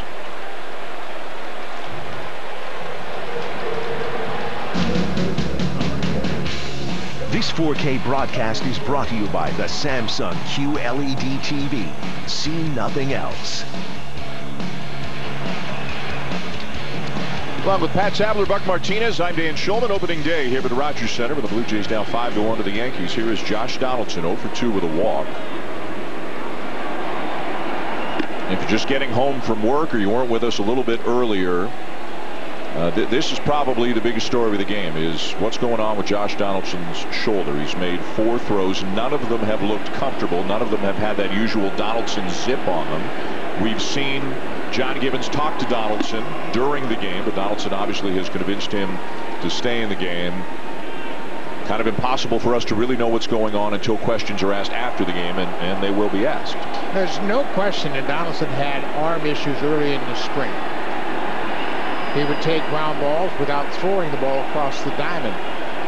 And he DH'd early in the spring without having to put pressure on his throwing arm. But nothing has ever been definitive. He told me early in the spring, yeah, I got a little sore arm, but that's not unusual during spring training. It is unusual to see it on opening day. Yep. 2-1. You guys have both said because it's his right arm and he's a right-handed batter, as both of you were, you don't think and you don't see any evidence that it bothers him swinging the bat. Well, he lets go also of that top hand to finish his extension and to finish his swing, so it shouldn't have any problem in his swing. Pops it up, foul territory, and that will end it here in the bottom of the 8th. Blue Jays get on the board on the home run by Kevin Pillar, driving the first pitch that he saw from Dellin Betances out to straightaway center. Going top 9, Yankees lead 5-1.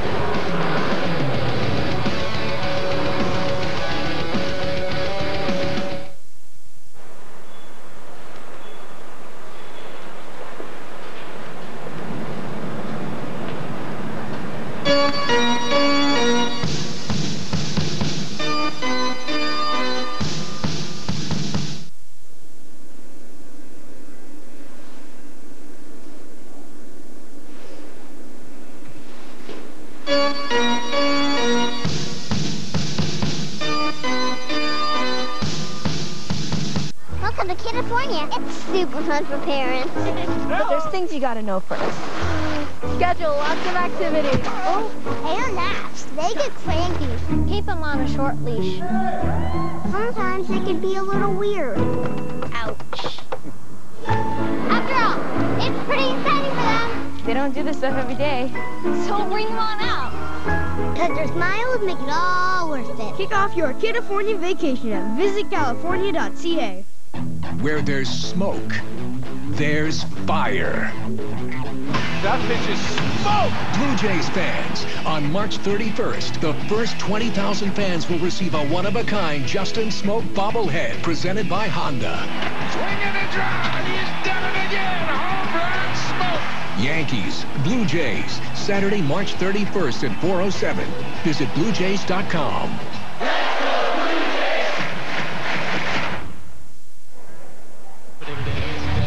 It took 11 innings in Baltimore, but it ends this way. Adam Jones with a shot to left off Fernando Rodney. The Orioles defeat the Twins 3-2 as we take it back to the booth. Dan, Buck, and Pat.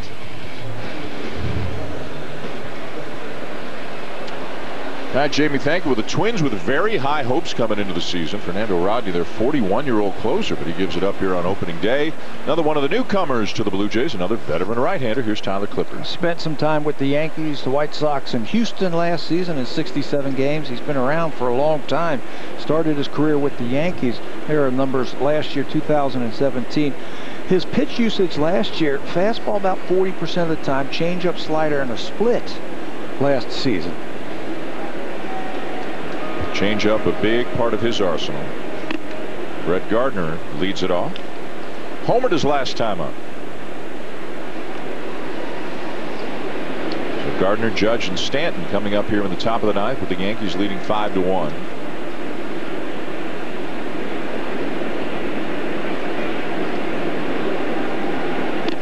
There's that great changeup right there after the fastball. He's been around. He has pitched in different ball clubs. He's pitched in different types of situations. He's been a setup man. He's been a long man. He has closed 61, in his career. Yeah, 61 career saves, 32 of them for the Nationals back in 2012. Yeah, one thing that all three of these veteran pitchers have in common, they've all pitched as closers, Axford, O, and Clippard. But now they're not asked to do that, and you just like to see them get into a little bit of a rhythm here in the early part of the season.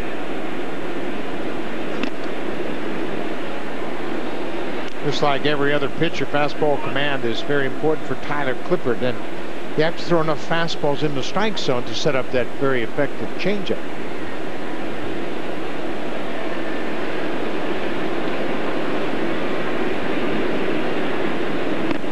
There's the changeup again, so he's missed with the 3 fastballs and thrown a strike with the 2 changeups.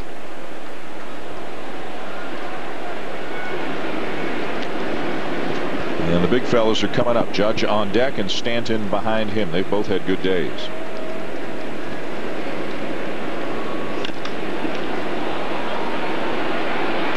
Pilar back, and he's there. A lot of hard contact for Gardner today, but that's out number 1. Hit a home run with any project this season. Home Hardware, proud sponsor of the Toronto Blue Jays. Top of the 9th inning, you can see what it's like outside in Toronto today. Good thing there's a roof on the building. Get the ball game in today. Aaron Judge is up. He's 2 for 3 with a single, a double. He's also walked, and he's scored a run. And again, how the game has changed. Judge hitting in the 2 spot for the Yankees. Donaldson hitting in the 2 spot for the Blue Jays. They had him leading off one game in spring training. I think that was Brian Johnson of Boston, a left-hander. Yeah, he could lead off against lefties every now and again if they tinker with the lineup. There's that changeup, and it's a swing and a miss. What if you put a guy in a time machine from like the 1950s and you bring him forward here to 2018 and you see this guy hitting leadoff? They go, what happened to our ball game? They've lost their minds. Are they crazy? Hitting first or second? Yeah, he's certainly not Nellie Fox as a leadoff guy. Huh? That'd be like Frank Howard leading off back in the 1960s. Yeah. You don't think Babe would hit first and Lou Gehrig would hit second back in the 27 Yankees? They profile now as those type of hitters for sure. There's the change again.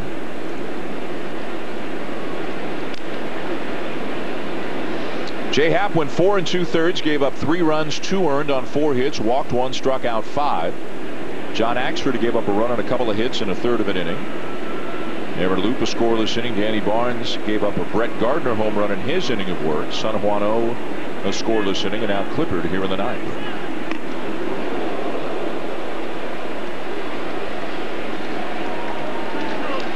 Meanwhile, here's Aroldis Chapman. We've had some of the hardest throwers in baseball in this game already for the Yankees, but here comes number 1. It looks like Aaron Boone just wants to get him into the first game. It's not a save opportunity.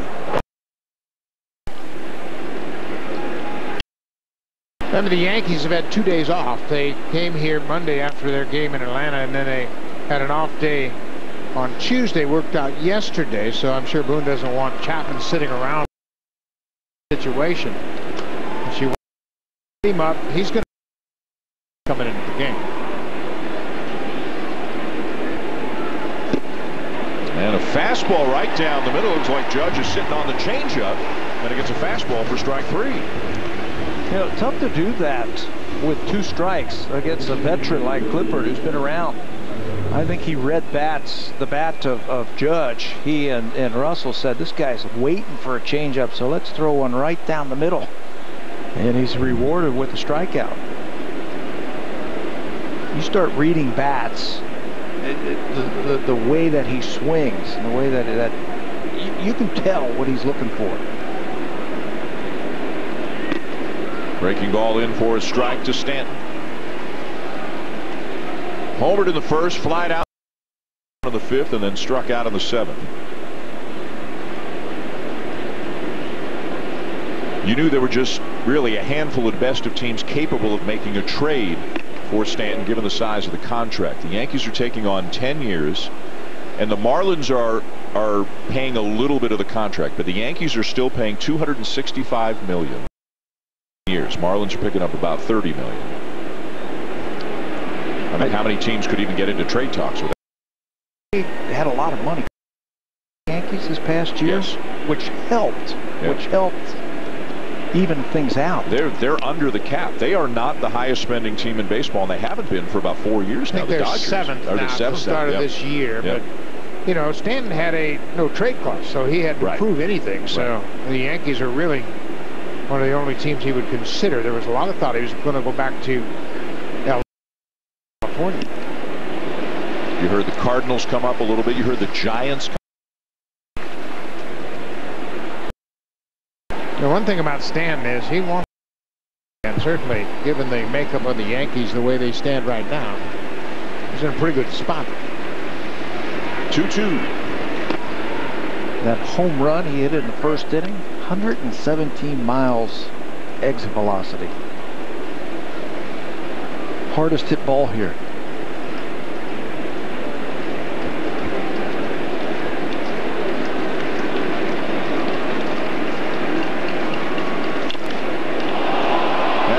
Drive to deep center, and Pilar knows this one is way out of here.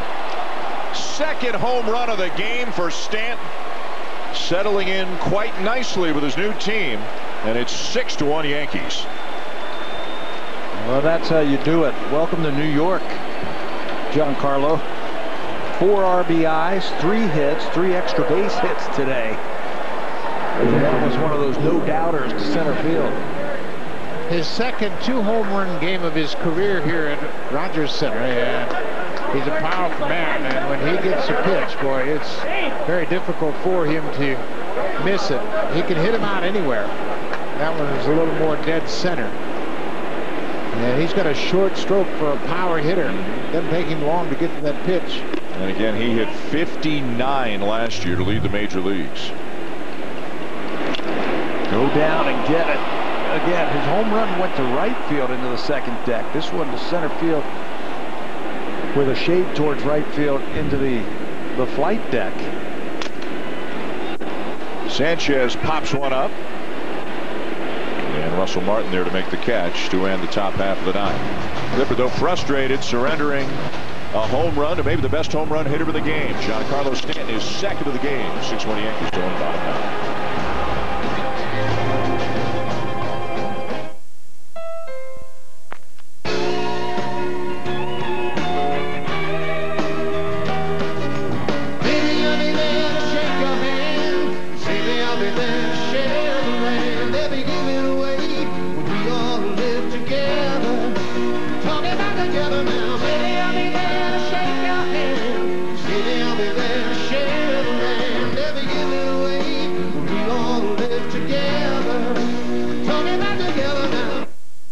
Here's how to get a lawn as lush and green as Mark Collins. And here's Mark. Just use CIL Iron Plus 4-in-1 Lawn Recovery, the one with Iron Plus on the bag. It's got fertilizer, compost, grass seed, and iron all in one. I love it because it feeds, strengthens, and greens up my lawn in just 48 hours. For grass you'll fall in love with.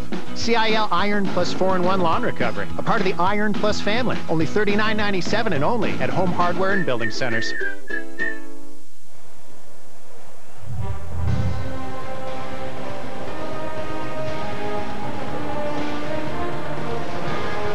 After the ball game is over, it's time to take in 2 of the best teams in the East in the National Hockey League. Coming up next, Tampa Bay against Boston. Some other games going on in the western part of this country a little later on here on Sportsnet. For now, though, it's back to the broadcast booth and Dan Shulman.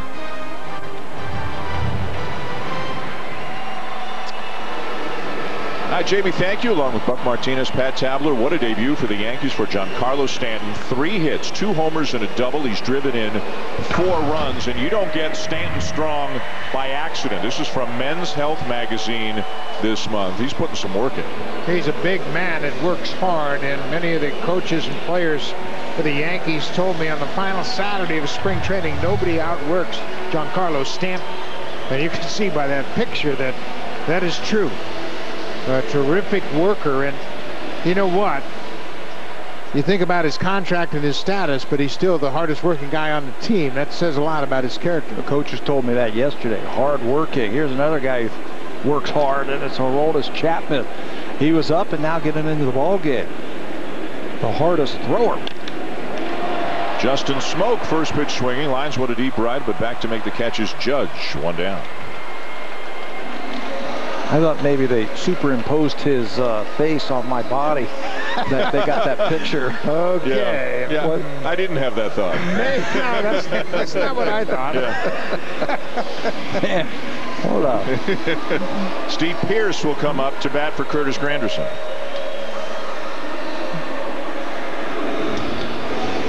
You know, we saw a shot of Stanton. He was warming up with Aaron Judge down the right field line. He's the DH, but still he comes out, throw a little bit just to keep sharp. And again, another example of what he thinks about being a teammate for these Yankees. Well, with the losing seasons that he had for the most part when he was a member of the Marlins, and then it was obvious a total teardown was coming to the Marlins. I mean, if you're Stanton, you got to be the happiest guy in baseball with how this has turned out for you. Well, absolutely. And you know what? There's no bigger place to play than the Broadway lights of New York. And when you're a superstar like Stanton, that's pretty special. And he says he's ready for it. He's ready for the big lights of New York. He was able to guide himself there by having the no trade clause. And it worked out. Opening day sure worked out. Double and 2 homers for Stanton. Pierce expected to platoon in left field with Curtis Granderson. Pierce just never quite got right last year. Had a lot of nagging ailments that bugged him off and on through the course of the season. He did have that one incredible week back in the middle of the summer. Back to, or 2 walk-off grand slams 4 days apart. In July, I believe it was. One against Oakland and one against the Angels. Yep. Had some back problems and some leg problems that slowed his season down last year.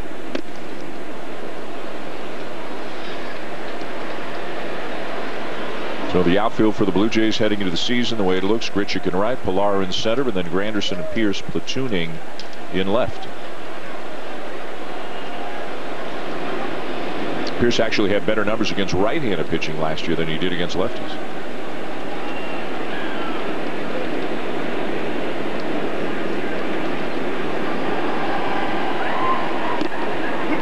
At the knees for strike 3 called.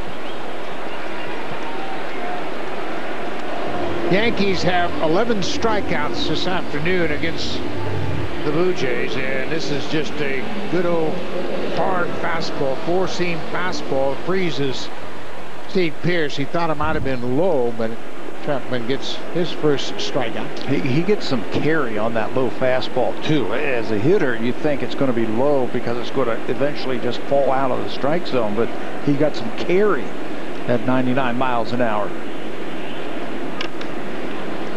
Andres Morales with 2 down here in the bottom of the 9th. 0 for 3 on the day. Just 2 hits for the Blue Jays this afternoon. A 4th inning single by Curtis Granderson, and then a home run by Kevin Pilar to lead off the bottom of the 8th. Severino was really good, the starter for the Yankees, and then Chad Green got 4 outs. Betances given up the home run, and now Chapman here in the 9th. They are back at it tomorrow night. Masahiro Tanaka against Aaron Sanchez. Well, that's just not fair right there. A 102-mile-an-hour fastball, and then you can do that at 88. Yeah, you got to pick one or the other. You can't cover both of them. And look at what the location of those 2 pitches, right on the inner edge.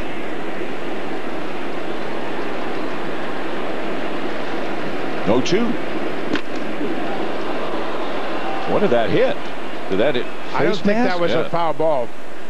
I think Morales missed it, and It hit the like catcher. Face mask. But Sanchez was going after it as if it were not a foul ball. Yeah. He was looking for the ball. I don't think it was a foul ball. I think he's had so asking much him. life. Watch the swing. Nope. Yeah, he missed it, Yeah. and then it hit Sanchez's glove and hit him in the mask. See, Morales was on his way to first base. Hopefully that ball got away, but it was right there at home plate, and they called it a foul ball. They're going to look at it.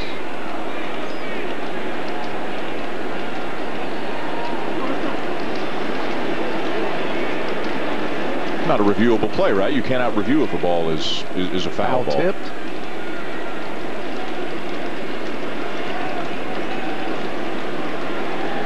That was a strange looking play right Yeah. there. It's interesting, and I just think he missed it, and then Sanchez clanked it off his glove. Well, no confusion on this one. Chapman strikes out Morales, gets the Blue Jays in order in the bottom of the ninth. And in his managerial debut, Aaron Boone picks up a victory. Giancarlo Stanton, a huge part of that, a double and a couple of homers, driving in 4. Brett Gardner with a home run, and the Yankees take the season opener from the Blue Jays here at Rogers Center by a score of 6-1. Well, they did exactly what you would expect the Yankees to do. They hit 3 home runs, they scored 6 runs on 11 hits, and they got a good effort from their starter, Luis Severino. Overall, the Blue Jays, they just struck out too much, and that's the theme. We saw that in the spring, and that's the concern offensively for this ball club. People talk about the Yankees and the power and everything else they have offensively, but on the other side of the baseball, their pitching staff's not too bad either. You saw Severino, they're #1. Then you turn it over to that great bullpen, and they were great again today. Green, Betances, and Chapman to finish it off. So the Yankees, with good pitching, a lot of power, beat the Blue Jays 6-1. Time now for Blue Jays Central, along with Joe Siddle and Cliff Floyd. Here's Jamie Campbell.